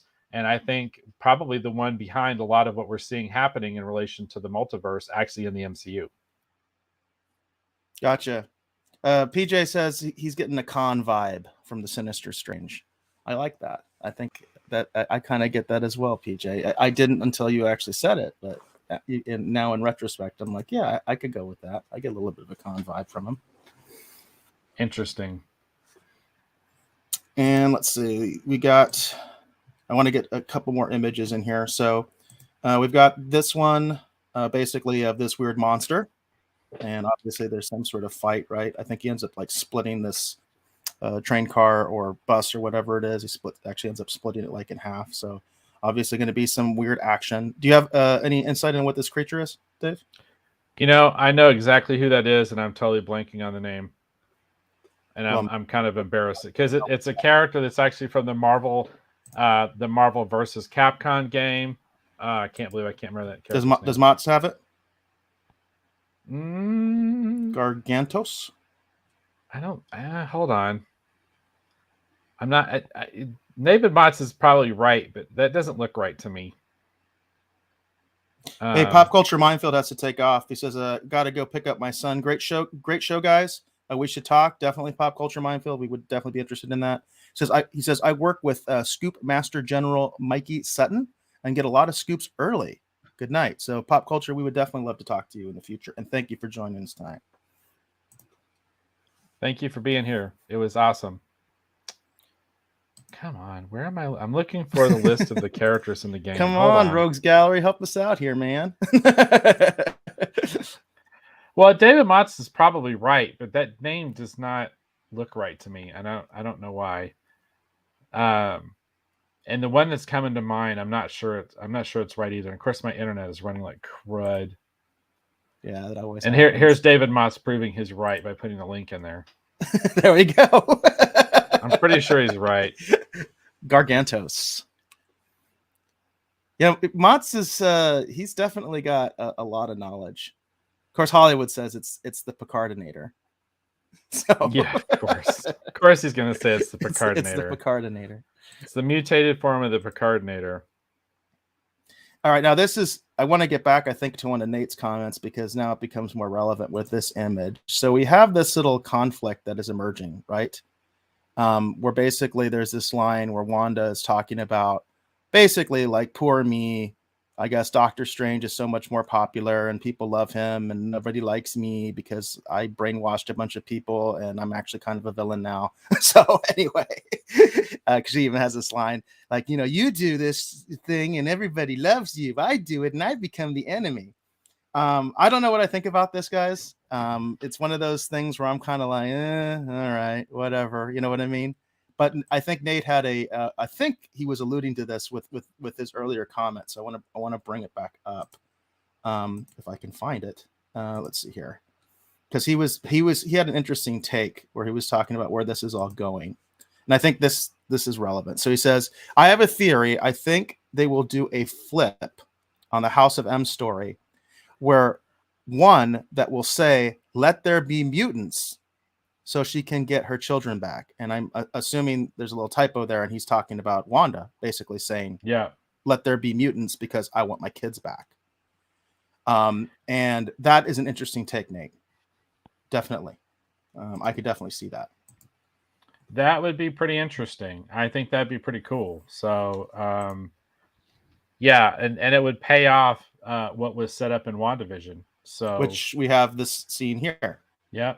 This is directly from basically WandaVision, right? So we've got Yeah. the sort of plain version of Wanda, and then we've got the witch version here, and obviously this is, you know, this is a callback to WandaVision, right? This is the house, right? So something's going on there, and I think Nate, you might have really hit the nail on the head with your theory. It is indeed interesting, PJ. It is interesting. And I thought it was Shumagorath, by the way, David Motz. That's who I was confusing it with. So, and Asia mentions, yes, she kills all the mutants in House of M, so that would work. So she's, I think she's liking Nate's theory as well. I like your theory, Nate. I think that's pretty cool. I do too. I think it'd be really cool. I totally agree. And I would love to see a really interesting payoff for the events of WandaVision, because I still feel like that WandaVision, at least for me personally, was probably the most emotionally impactful because I really felt what Wanda was going through in WandaVision.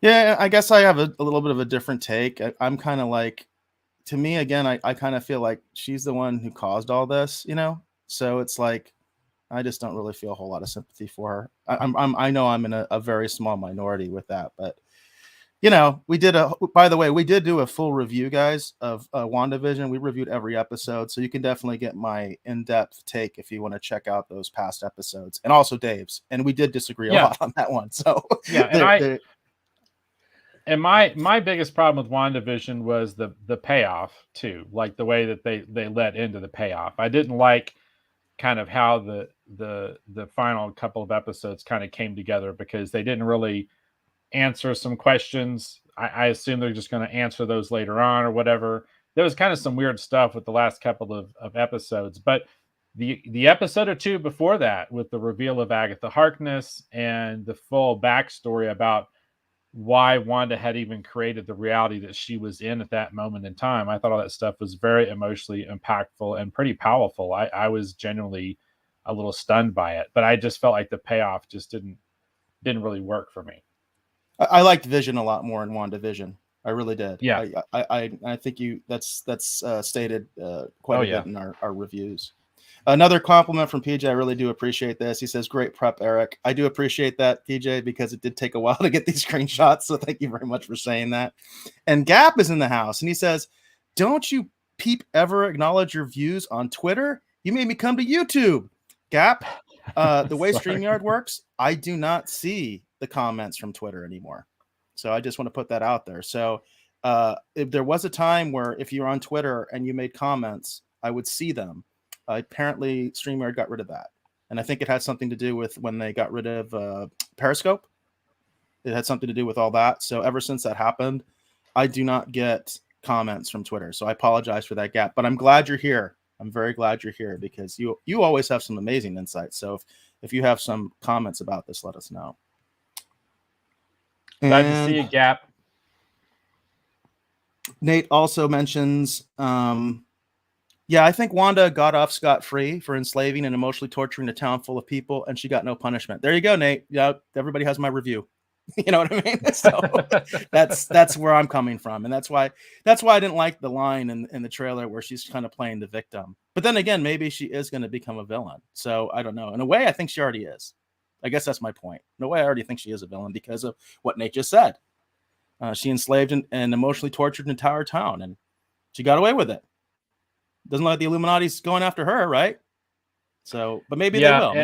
Maybe that's part of the origin of that scene that I'm not digging too much. Maybe that's where it's coming from. I don't know.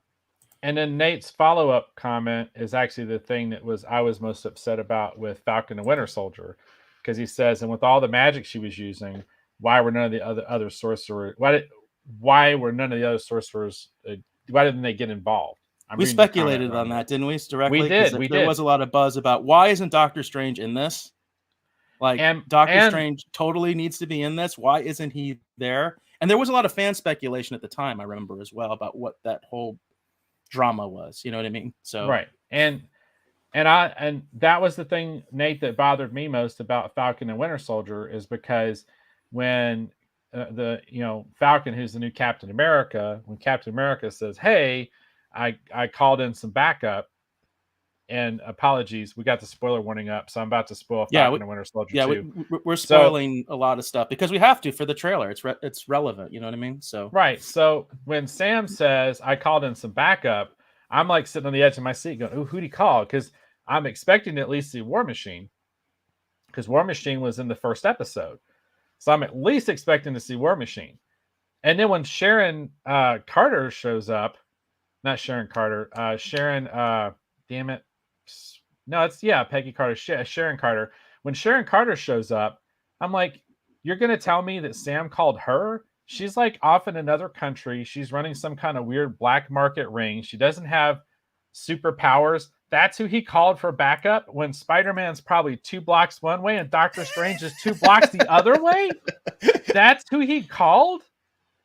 I absolutely was losing my mind. I was screaming when we were reviewing Falcon and the Winter Soldier, because I'm like going, that's who Sam called.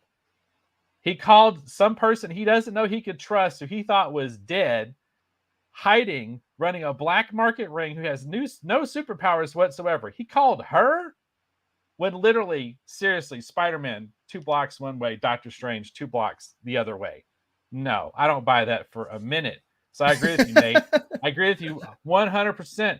Why wasn't Doctor Strange involved in the inclusion of Wanda Vision? Totally agree.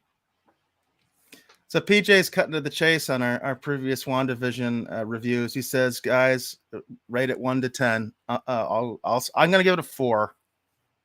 4. Where are you at, Dave, for WandaVision? I'm going to give it a 7, a high 7.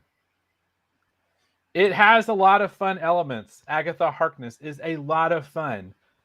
That version of the Munsters, kind of theme song that they gave her, there's a lot of really fun things. The classic costumes in the Halloween episode, the nods to the old television shows. I love what they did with Vision. There are so many fun things that they did in WandaVision. And like I said, I was along for her journey when we got those 2 episodes where they gave us the stuff that we hadn't seen that filled in the gaps. I'm a big sucker for that, though. But I'm not going to give it higher than a 7 because I really did not enjoy the payoff, because I felt like that, again, just like with Falcon and Winter Soldier, if you're going to cause this much calamity, and you're not going to bring in more of a heavy hitter in the finale, especially when you're showed us this amazing interconnected universe, I feel like you're missing the point of an interconnected universe. Yeah, exactly. That's a huge part of why I had problems with it. Mott's had a comment here that I thought was interesting. He said Emma Watson suits up as Clea. Am I pronouncing it right? Clea in the movie, who in the comics replaces Doctor Strange. Interesting. Yep. I'm not up on the comics, so I was not aware of that. But I know that they've been replacing a lot of classic characters lately. And I don't think I want to go more down that path right now because I will say something that might get me in trouble. So, but I've heard a lot of characters are getting replaced these days. Jacob also mentions, he says, if Wanda Maximoff, aka Scarlet Witch, becomes evil, it is not a shocker to me because her dad is Magneto and he's evil. Would be a great tie-in. Good point, Jacob. Very good point. Scarlet Witch, original member of the Masters of Evil. Not Masters of Evil, Brotherhood of Evil Mutants. My bad. I don't know why I always get those confused. Masters of Evil is the Avengers villains, and Brotherhood of is actually on the X-Men side. I don't know why I always get that confused. Anyhow.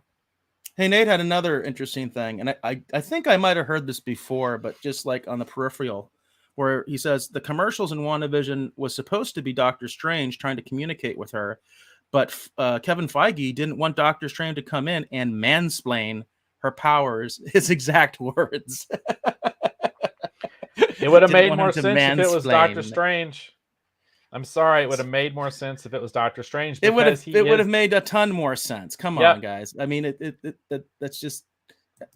I don't want to get myself in trouble, so I'm just going to stop myself. Because at that moment in time, he was the Sorcerer Supreme. You know, or it could have even been Wong. It could have even been Wong. But again, there you go. So now regarding our ratings of WandaVision, Gap says, for me, I was being generous with that 4 rating. I kind of was, right. Gap, to be honest with you. I might like dislike it even more, but I did like Vision in it. I really did. I did legitimately like Vision. Because I even said in our reviews, I thought he was like the only hero. I was really getting down on Wanda and thought she's a villain. She's the villain. That's the way I look at it. And I thought Vision was very heroic. So that's probably why I've got that sort of generosity. And he said of you, Dave, he said, are you high, Dave? A 7?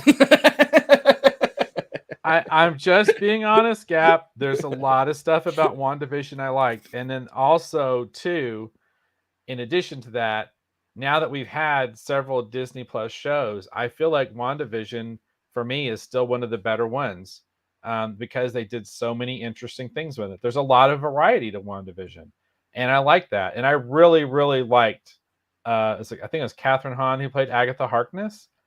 Man, that reveal on her was so much fun. So there's just a lot of stuff about WandaVision that I liked. And so there's a little bit of revisionist stuff going into that 7 gap, I'll be honest with you. But in light of a lot of the other Marvel shows, I honestly found that I like WandaVision about the best. I think it might be the best of the Disney Plus shows for Marvel so far.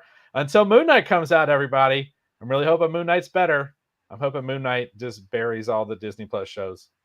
That's what I'm hoping for. I hope so too, because I've been pretty down on him. So I share that hope with you. And I don't know hardly anything about Moon Knight, and your enthusiasm is contagious with it. So I am hoping that that's going to be really good. Nate is actually backing you up on one of the things you said earlier, which I totally agree with. Is Sam could have called Spider-Man, Ant-Man, and the Wasp, the Hulk, Hawkeye, War Machine. Again, going back to your point. I mean, the fact that War Machine doesn't do anything in that show is just the stupidest thing in the world, right? I mean, come on. War Machine, he was in the show. You know what I mean? So, yeah. Come on, that was terrible. Yeah, I've been having a lot of problems, folks, with the Disney Plus shows lately. if you're a new viewer, new listener. So, let's see. So I think we've got one more image. I think I have from the trailer. And let's see what I got. I can't even really tell what it is. This image. Oh, yes. I wanted to ask you, what is this, Dave? What the heck is this? I'm pretty sure that's Doctor Strange, because the what if version of Doctor Strange has absorbed all these different monsters and magical creatures and absorbed all their energy. And in What If, we see that it's actually affecting his physical form. We see like tentacles and claws and all these things actually morphing out of his body when he uses his magic. So I do think that this is the evil version, the Sinister Strange, as they labeled it, basically using some of his powers or something. And we're seeing the ramifications of what he's done to himself when he, quote unquote, says things got out of hand, or out of control. That would make sense to me. So that definitely sounds like a good take, in my mind. But I was very much kind of wondering what the heck this was when I first saw it. So, but it is a definitely a striking image, though, and a neat way to end the trailer. So they ended on a mysterious and interesting note. Nate had some insight into some of these shows, and it sounds like it is Nate knows reviews, so I assume Nate does content. So he said, I would give WandaVision 3, Falcon and the Winter Soldier 2, Hawkeye, he said 4, Loki 2, and that's only because of the episode with Richard E. Grant, because if he wasn't in that episode, Loki would get a 1. So there you go. So I think Nate's kind of in my camp. He's not enjoying a lot of the Disney Plus fare these days. Well, and I will say this: Richard Grant's turn in Loki was absolutely incredible.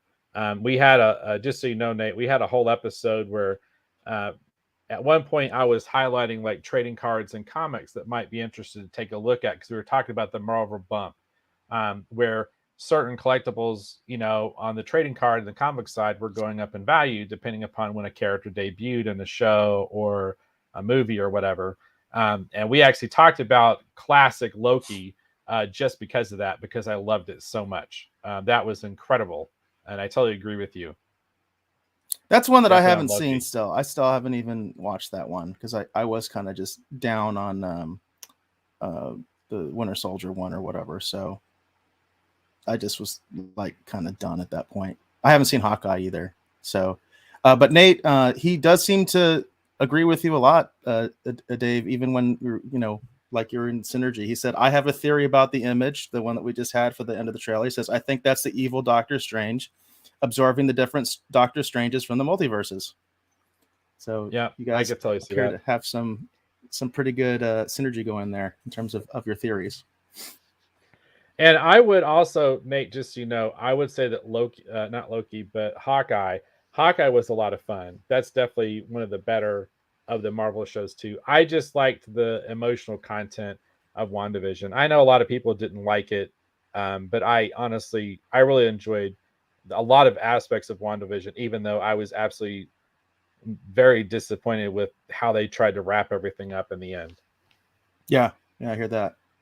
And Maria Titale says, way to break it down, Nate. I totally agree. Nate, you got some great comments and great insight. I'm definitely enjoying this a lot. Gap does say that Loki was a total mess. So I guess, Gap, you're telling me don't even go there, right? I think Gap knows me pretty well as far as what my tastes are. So he's like, stay away.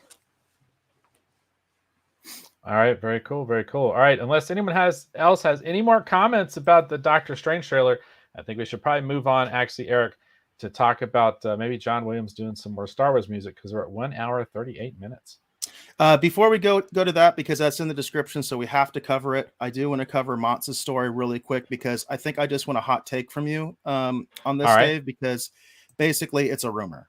And so I think there's also other people in the Rogues Gallery that would be interested in this. But again, this is just a rumor, and this was sent to me.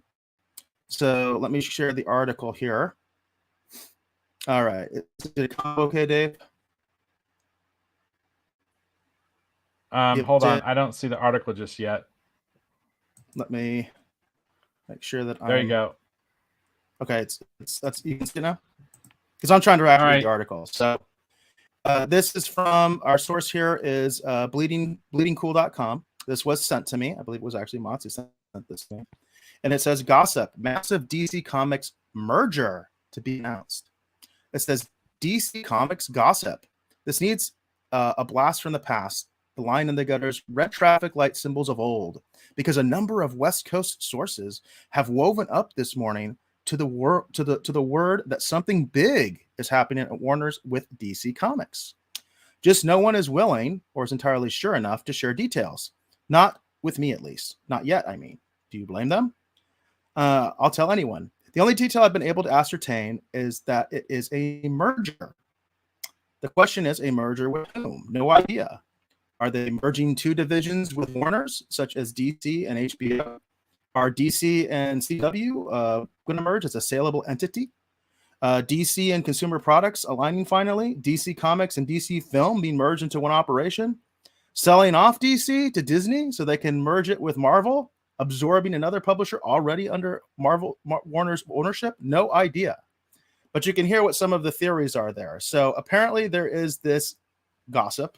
I think that's the best way we're gonna call it, because that's even what says in the article, that there is a mysterious merger in the works at DC. Now, of course, Dave, you used to work for DC, so I am curious what your insight into this might be. Okay, so it's important to start off by saying that I haven't done anything with DC Comics in a little while. And honestly, I haven't heard too much about this particular rumor. This is the first time I'm hearing it, as a matter of fact. Beyond the fact that I know at one point there was supposedly a group of diehard DC fans that were trying to scrape together some money in order to try to purchase DC in the wake of the AT&T, I guess we'll call it, sale of a lot of the Warner assets to Discovery. There was a lot of talk about that there was a group trying to actually purchase DC Comics, basically as its own separate entity. Obviously, that didn't happen because it ended up going over to Discovery. Now, the thing that I'm kind of not sure about is I'm not sure what they mean by merger. Like, what is DC Comics going to merge with, I guess? And Eric's hinting at that. That's the question. Right. And to be honest with you, I have no idea. There have been rumors, and there was some fact behind this, everyone, that over the course of many, many years, there have been different points in time in which Marvel Comics has almost purchased DC outright.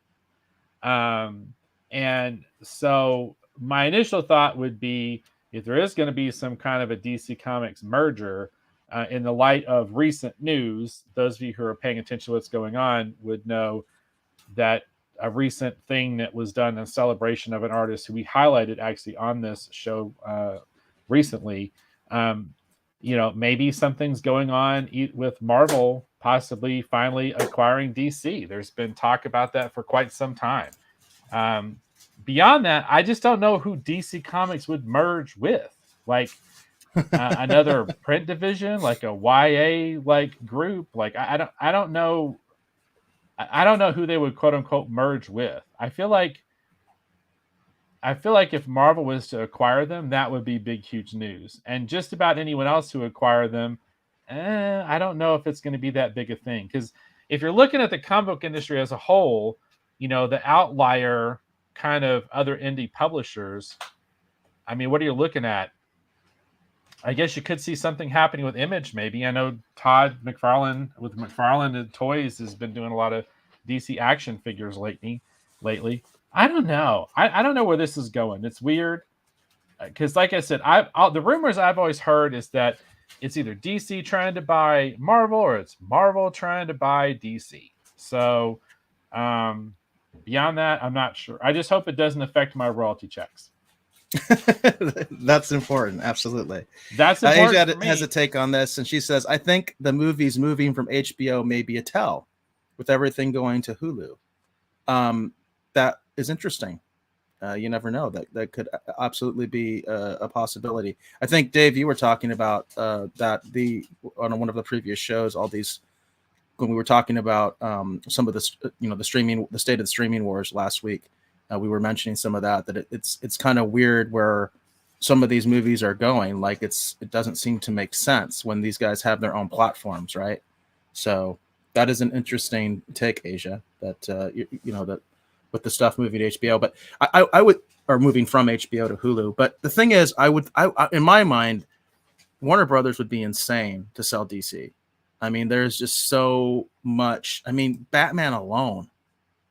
I mean.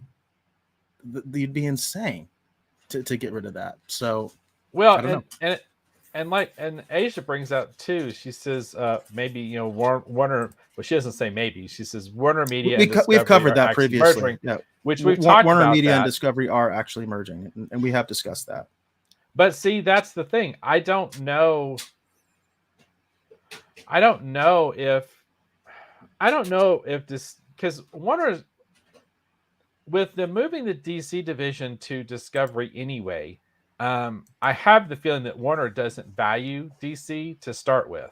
And then if Discovery is also looking for something to sell that's an asset just to pocket some money and get on with their lives, DC is an asset that they could dump. And, for them, based on what the kind of content they typically produce, when we think of the Discovery Channel, I don't typically think of Batman and Superman. So, I could see them going, if we can make some bucks, let's make some bucks. But I honestly, that's the thing. I don't know who would want DC at this point. I mean, DC's done a pretty good job of dismantling their brand. You have we've got a lot of really great movies getting ready to come out, but when you want to talk about the comics division, I was a diehard DC Comics reader. Like the last few years have been the first time in my life that I basically am not reading a single DC comic. They've run me off. But on the flip of that, I can't wait to go see Black Adam. I'm super excited to go see the Batman. I am super excited for the Flash with Michael Keaton coming back as Batman. So the movies have got me excited and have got me hyped. Like I'm ready, but on the comic book side, they've run me off. I'm currently reading no DC comics at all, and for me, that's weird. That's really, really weird. Yeah, I definitely hear that because I'm in the same boat. And to be honest, I haven't been reading really any new comics lately. Asia does mention that they are supposedly selling the CW. I have heard that rumor many times. I don't know who would want that. To be honest with you, I've talked about CW numbers and stuff like that before, and they're not very good. They're not very good. But I have heard that rumor that they do want to get rid of CW. Nate seems to be more in line with me. He says, I don't think Warner Media, AT&T would let Marvel buy DC because they will be throwing away. So they'll be throwing so much money away with all their movies and TV shows. And that's where I'm coming from. I think it would be insane for them to do that. Again, Batman alone, just Batman alone. I mean, who would want to sell that? I just don't see it, but you never know. You never know. I'm not claiming any inside knowledge either here. So, but Mott says he agrees with you, Dave. DC Comics has been a disappointment. Yeah, in my opinion, most of the really interesting stuff that's happening right now in the comic scene has all been in the independents. It's stuff that's happening over at, for example, Image, or it's a lot of the fun things that are coming out of the crowdfunders, whether it's Kickstarter or Indiegogo. That's where my attention is. Actually, yeah, that is the last comic book I've bought. I'll do a plug on the air for them. I bought the Mandy Summers, one of her books. It was the Jack the Ripper, Vampire Hunter. I promoted it on the show before. So I have bought a modern comic. I just haven't got it yet because she hasn't done the fulfillment yet. But yeah, that's where I would say for you to go to the independent folks, the people that are Indiegogo, Kickstarter. I'll promote those people all day long. Yeah, and that's the exciting thing that I think that is happening is the reemergence of the independent books and the fact that there's been a percentage of the comics community in the marketplace that's be willing to support those projects. That's huge. That's awesome. I remember that when I was self-publishing Bushy Tales, I wish there had been more people willing to support independence back then.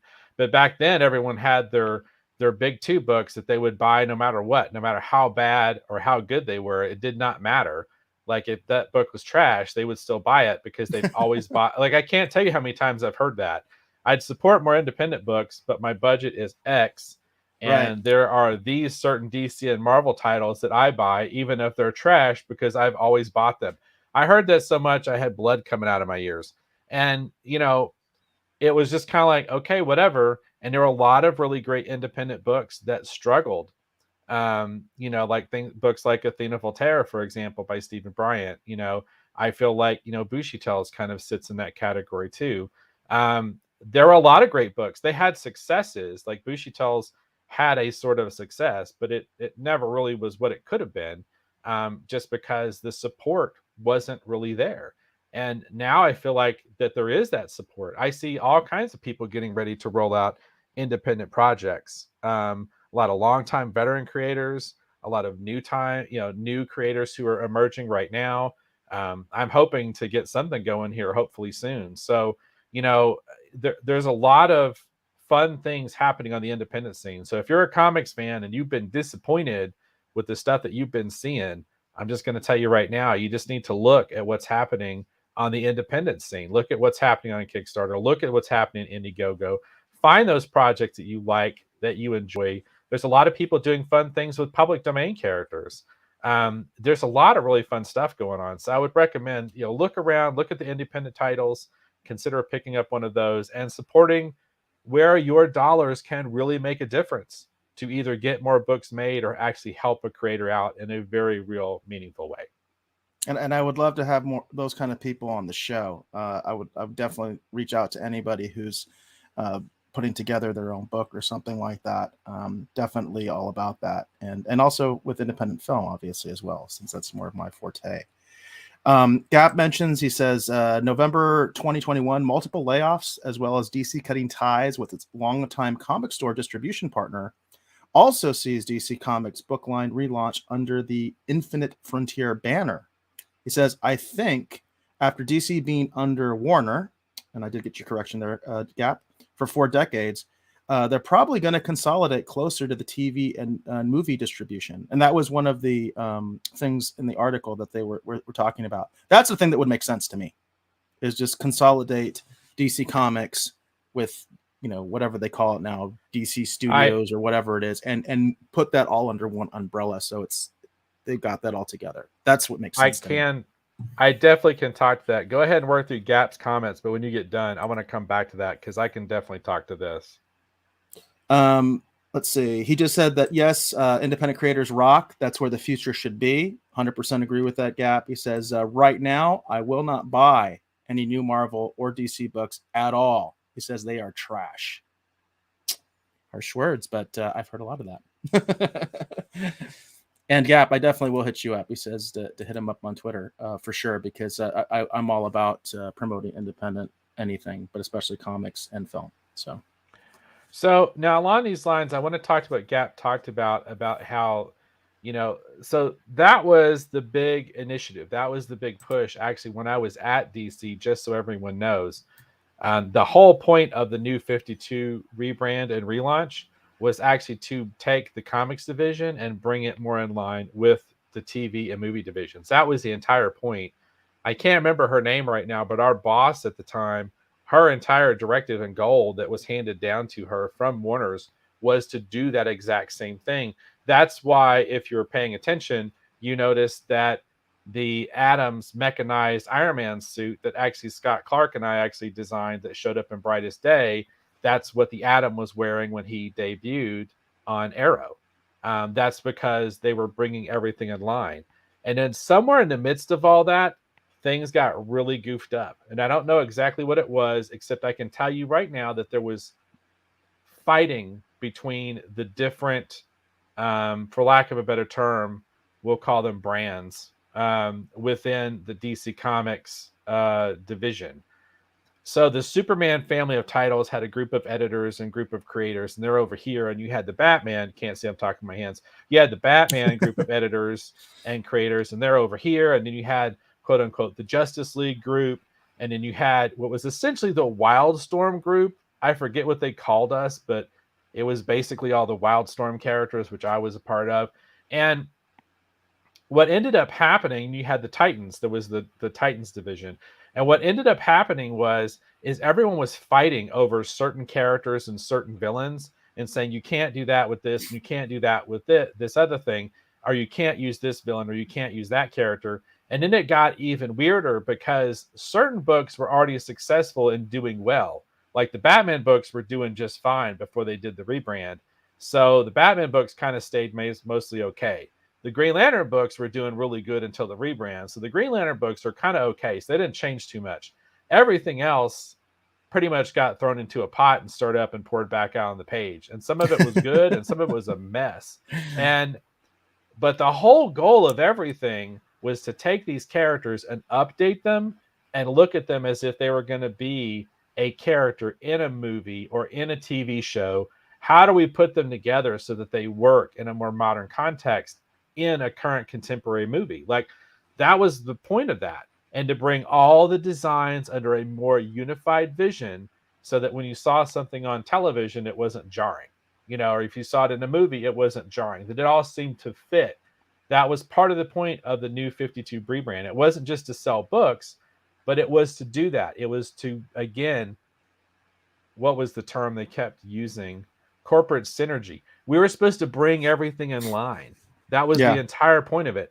I've got a book called Dark Meat, and in that, it's a commentary on what was going on at that time. I know a lot of people haven't read it, but that's what we're poking fun at, is this idea, this corporate synergy, whatever. And all it did was destroy a bunch of books and damage a bunch of brands. Well, it's all in the execution, right? So, but in theory, that's what you want. I mean, you do want the comics to be working with the television shows and the movies and all that kind of stuff. That's just what makes sense. But it's not always easy to do, right? And people will screw it up.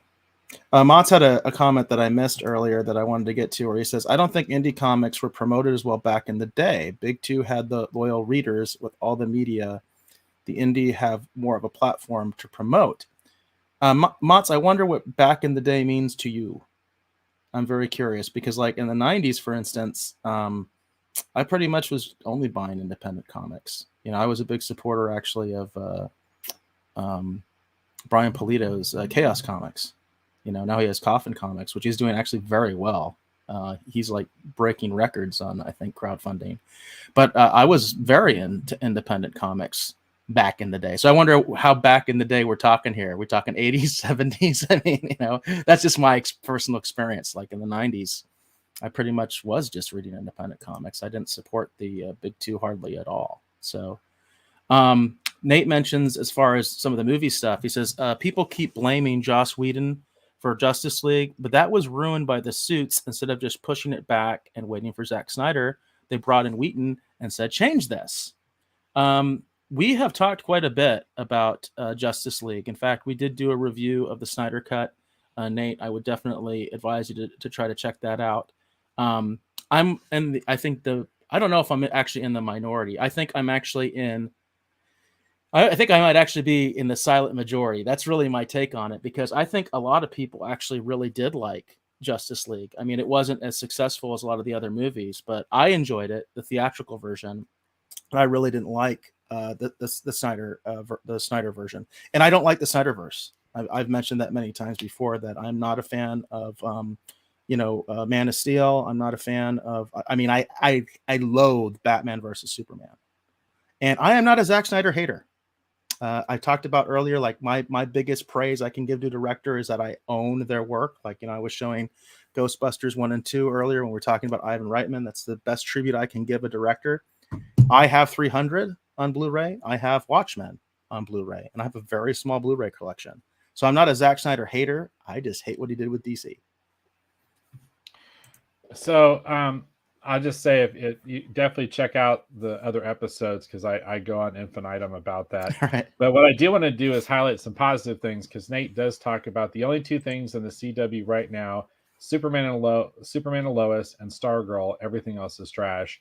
I will say, what I've seen of Stargirl, Nate, I really enjoy, and Superman and Lois is actually quite good. When I first got my HBO Max subscription, which I ended up losing for a little while, which is why I'm behind, one of the few things I was watching on it was Superman and Lois, and I was really, really enjoying Superman and Lois. And like I said, what I saw of Stargirl so far is really, really good. And Gap is backing you both up on Superman and Lois, which, I tried to watch an episode and it was really not appealing to me. I mean, I keep hearing good things, and maybe I need to give another chance. But there was a scene that I came in on and I wasn't really liking it. I think the brothers were fighting or something, and I just wasn't digging it, because for me, the Superman has to be like 100% hopeful. I am not into any dark Superman. I'm not into rated R Superman or any of that kind of crap. I'm just not. To me, Superman is the purest superhero you got. I mean, and when you mess with that, I get upset. So. Well, and the version of Superman and Superman and Lois is very much a classic. It is a little bit kind of new. It's kind of a little bit more rebirth Superman, but it is a great portrayal of Superman. What I've seen of it, so Yeah, I maybe we need to give it another chance. Nate also says that he says I think Zack Snyder, he's a very good visual guy, but he should have someone else help him with the story. Agree with you 100%, Nate, because that's the thing that I enjoyed the stories too, but remember 300 and Watchmen are obviously adaptations. They're based on somebody else's work. So the good writing's already there, right? I mean, these are two of the best writers in comics, right? When you talk about 300 and Watchmen. But the visuals, right? The visuals are what really, put sort of Zack Snyder's take. Like I love the beginning of Watchmen where they do the sort of slow motion type stuff and everything. I've always wanted to emulate that because I love that opening. So yeah, I agree with you 100%, Nate. I think he's amazing with visuals. He clearly does need some help when it comes to story and all that kind of stuff. Mott's mentions that he says the CW Flash started off good, but then thumbs down.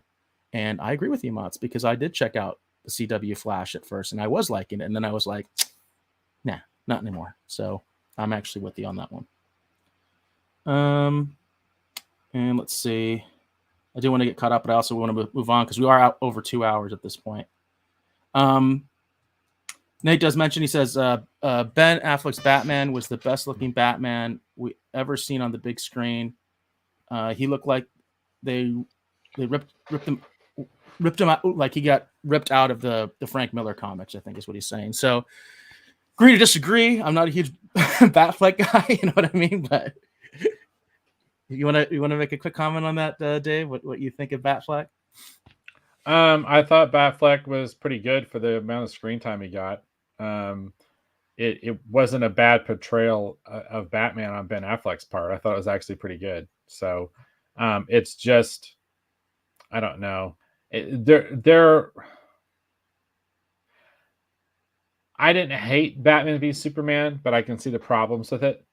Because they just tried to put too much into that movie. Like they tried to do too much too quickly.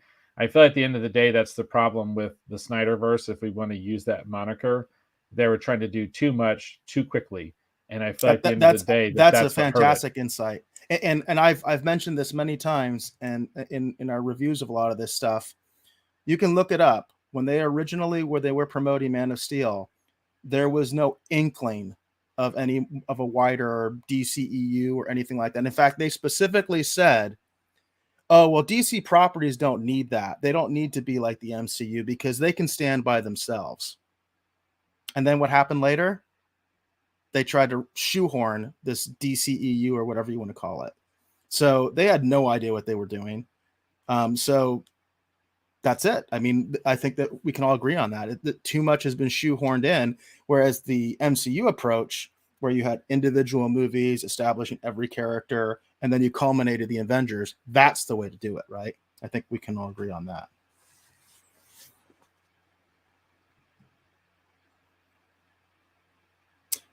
Dave, should we move on to our last topic since we are over 2 hours? Yeah, I think so. Since we're at the 2 hour mark, apologies. Yeah, we should definitely move on. So the last topic we're going to cover tonight on this episode is we're going to talk about looks like John Williams is actually returning to do some more music for Star Wars.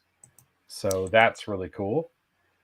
I'm excited. Yeah, so this about is actually like kind of late breaking news. This article is from Variety. Are you able to see it okay, Dave? Yes, I can see it okay. Sorry, I'm still having my double click problem with my mic.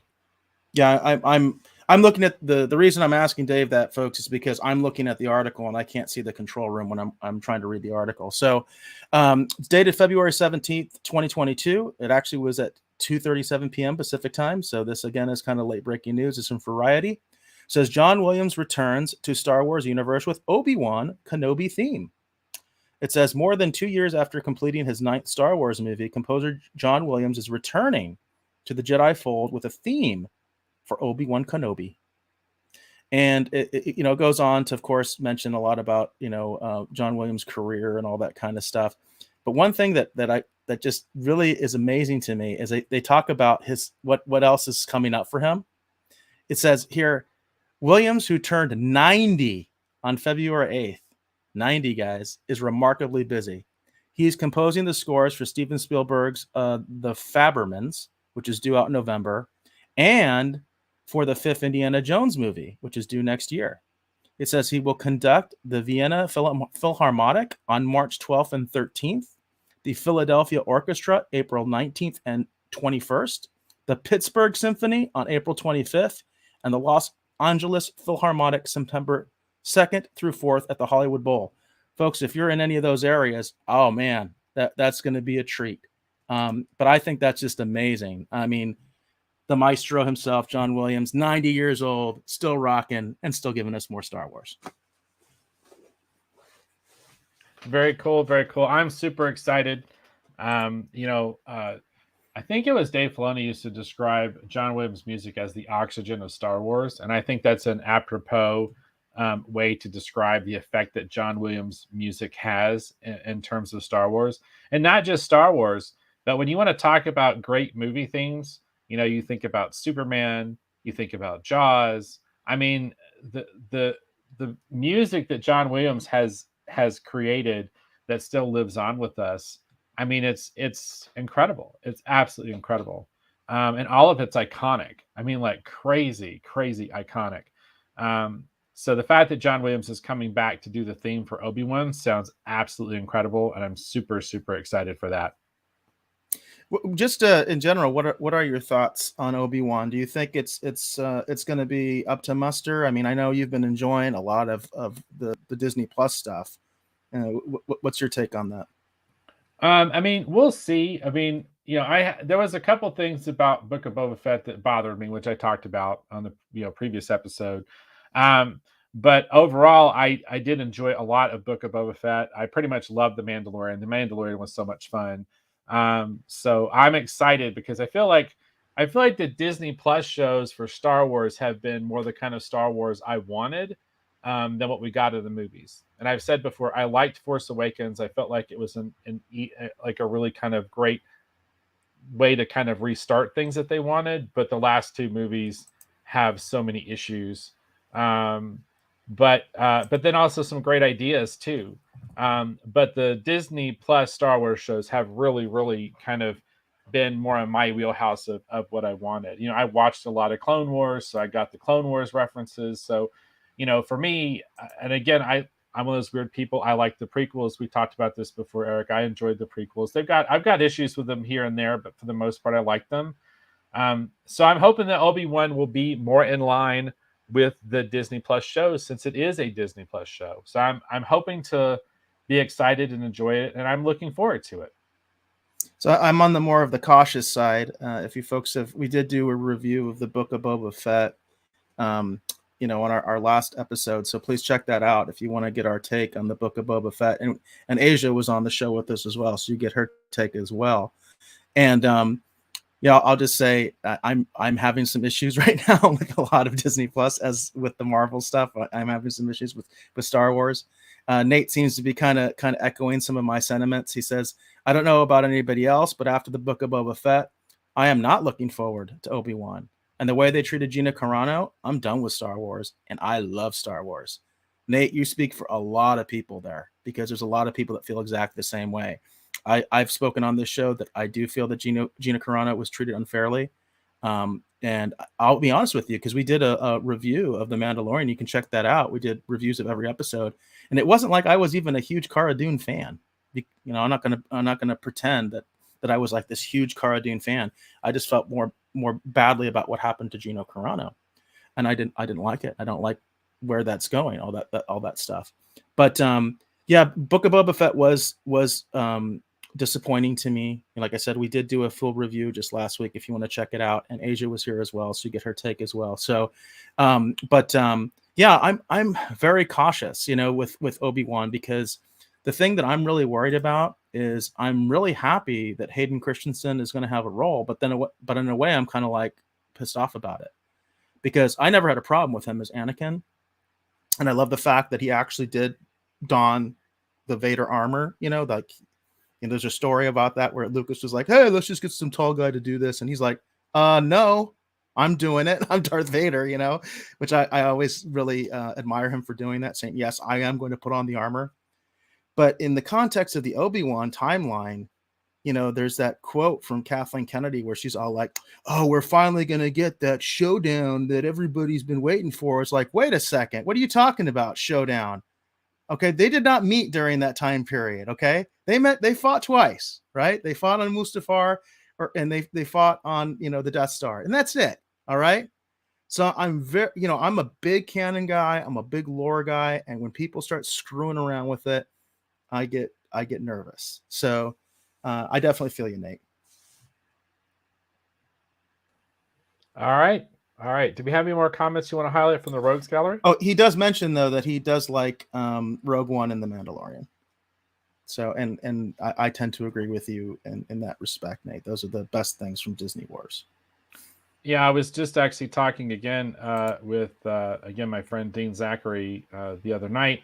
Dean and I were talking about Star Wars, and I told him how much I loved Rogue One, and how the thing that shocked me the most about Rogue One was when you see the X-Wings coming in, and then I realized it's all the guys from the original Star Wars movie redubbed, Episode 4, A New Hope, and I realized that we were going to get to see these guys put a W up because they obviously were at one time really good at their job, right?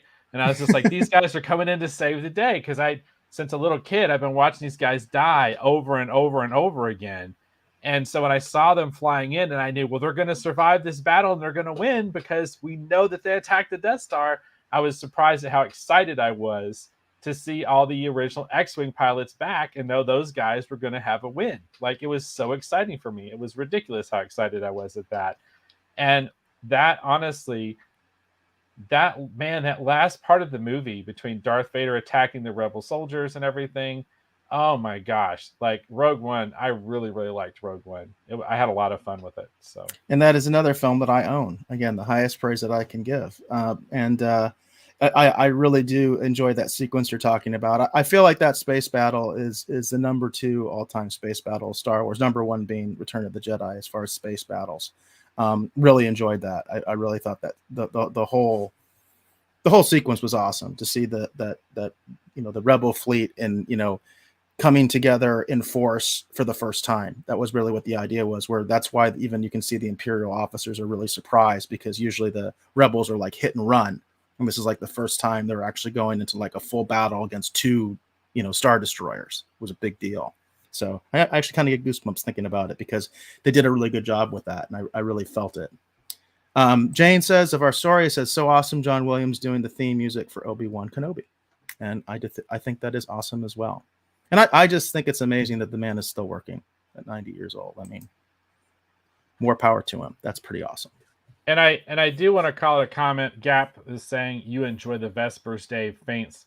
No, I did not, Gap. If you go back and watch that episode, I did not like our scooter bike gang. The Power Rangers. That was one of the weirdest. That is one of the weirdest things I've seen in Star Wars in I can't say a long time, because it seems like it happens too often. But yeah, I did not enjoy that at all, Gap. I quite disliked it. And that's also something with Asia. Asia really loved the show, and that was the one thing that she called out. Yeah, when we asked her call, it was weird. That was the one thing she called out. So. It was strange. Cool. All right. Okay. Cool. If we had any other, oh my gosh, Nate's got Go Boba Fett Rangers. That's not right, Nate.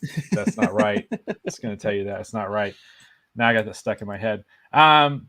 If you have any other comments you want to highlight, Eric, otherwise I think we might need to be looking at moving towards the we're kind of 2 hours, way over our normal time. Which, by the way, we really appreciate. I've seen some new faces and all that kind of stuff. Some old faces that haven't been around for a while. Really appreciate the chat. There was a request for the link to both Orville Nation and also Maria's channel. So let me pull up Maria's channel here quickly. I just shared PJ's channel. Maria with T, right? I'm subscribed to you, Maria, but sometimes when I do these searches, the right person does not come up. And that really annoys me, because I get these people that I'm not subscribed to, and then they'll show up and I'm just like, why are all these people that I'm not subscribed to showing up when I'm trying to find someone I'm actually subscribed to? But here you go. So I did share the links to both of their channels, I think. Yep, they should both be in the chat now. Very cool. Very cool. All right. I think we're good to go ahead and move to the outro. Yes. All right. So I want to thank all of you, and again, all of you who are new. Thank you for being here. We greatly appreciate you watching the show, spending time with us, and commenting. We really do love hearing your comments and your thoughts. We love for you to share your opinions on the show. So we want to thank you for hopefully, I used to say watching or listening. This would be a good episode to actually put up as an audio one, but I don't know if we'll do that. But I want to thank you for watching this episode of Retro Rogues Live. Again, my name is Dave Beatty. I have been one of your hosts. If you're curious to learn more about me, see some of the things I do, I'm going to actually point you to DaveBeatty.com tonight. Go over to www.davbeaty.com. You can see a lot of my artwork. You can see all kinds of fun things. You can see sketch cards, all kinds of awesome stuff. As well as, again, we want to encourage you, go to the Retro Rogues Live tab, download the Retro Rogues fanzine, read that article about Moon Knight, read that article actually featuring PJ from Orville Nation. Definitely check that out. We would greatly appreciate that. But enough about that. I want to thank, as always, my great co-host. This is Mr. Eric Alexander. Eric, please tell the folks where they can learn more about you on the interwebs. Well, I am most active on Twitter. You can find me there at BaseGod14. That's at BASSGOD14. My DMs are wide open. In fact, I did feature a story that was given to me from a direct message from one of the folks in the Rogues Gallery tonight. I'm always looking for rumors, gossip, quote unquote insider information, or just news. It's just stuff that's happening in the pop culture world, be it collectibles, movies, television shows, comics, any of that stuff. Also, the official YouTube and the official Twitch is BaseGod14. So if you go on either one of those platforms, more likely than not, if you comment after the show, it'll be me that will be responding to you. Love the comments. Love the comments that we've been getting tonight. You folks have been awesome. This has probably been one of our best shows as far as participation with the Rogues Gallery. And again, seeing some of these old faces that I haven't seen in a while, and also a lot of brand new faces, which is always something you want on a channel. Maria Watiantelli, you're too kind. She says, you guys are wonderful. Thank you. You are wonderful as well, Maria, and you do great content, and we definitely consider you a friend of the show, so we appreciate that very much. Nate mentions, he says, I was a little kid in 1977, and the very first time I got to go to the movie theater with my big brothers was to see Star Wars. So it's a real special place in my heart. And by the way, Nate, that's so cool that you actually got to see it in the theater. I was a little too young to see it in the theater when it first came out. And let's see. Gap just says, excellent, guys. We really appreciate it. Nate says, I really enjoyed the show, guys. Nate, please keep coming back. We had great insight, so we loved your comments. Mott says, great show. Good night. Glad you're back. Mott, thank you for being back, and thank you for the article that you sent me. And Maria says, I told people I'd get my stick out if they didn't come here to see you. Ha ha. PJ and I, he says, thank you. We really appreciate that, Maria. Thank you so much. And it seems to have worked. So we got a lot of new people today. Gat mentions, hey, I've got almost 200 subs on his channel, and I've been doing toy shorts and different varieties. I am subscribed to your channel, Gap. And definitely, if you want to share the link, please go ahead and share the link to your channel as well, because I know you've actually been doing pretty well with some of your toy reveals and things like that. I've watched some of it, and you seem to be doing quite well, actually, especially for a brand new channel. Hollywood says, great show, guys. And I think we only had one more, and I will leave her with the last word. Jane just says, oh, nope, that wasn't the right one. I missed her. Oh, here we go. And Jane says, a fun and very informative show tonight. And with that, we will leave Jane with the last word.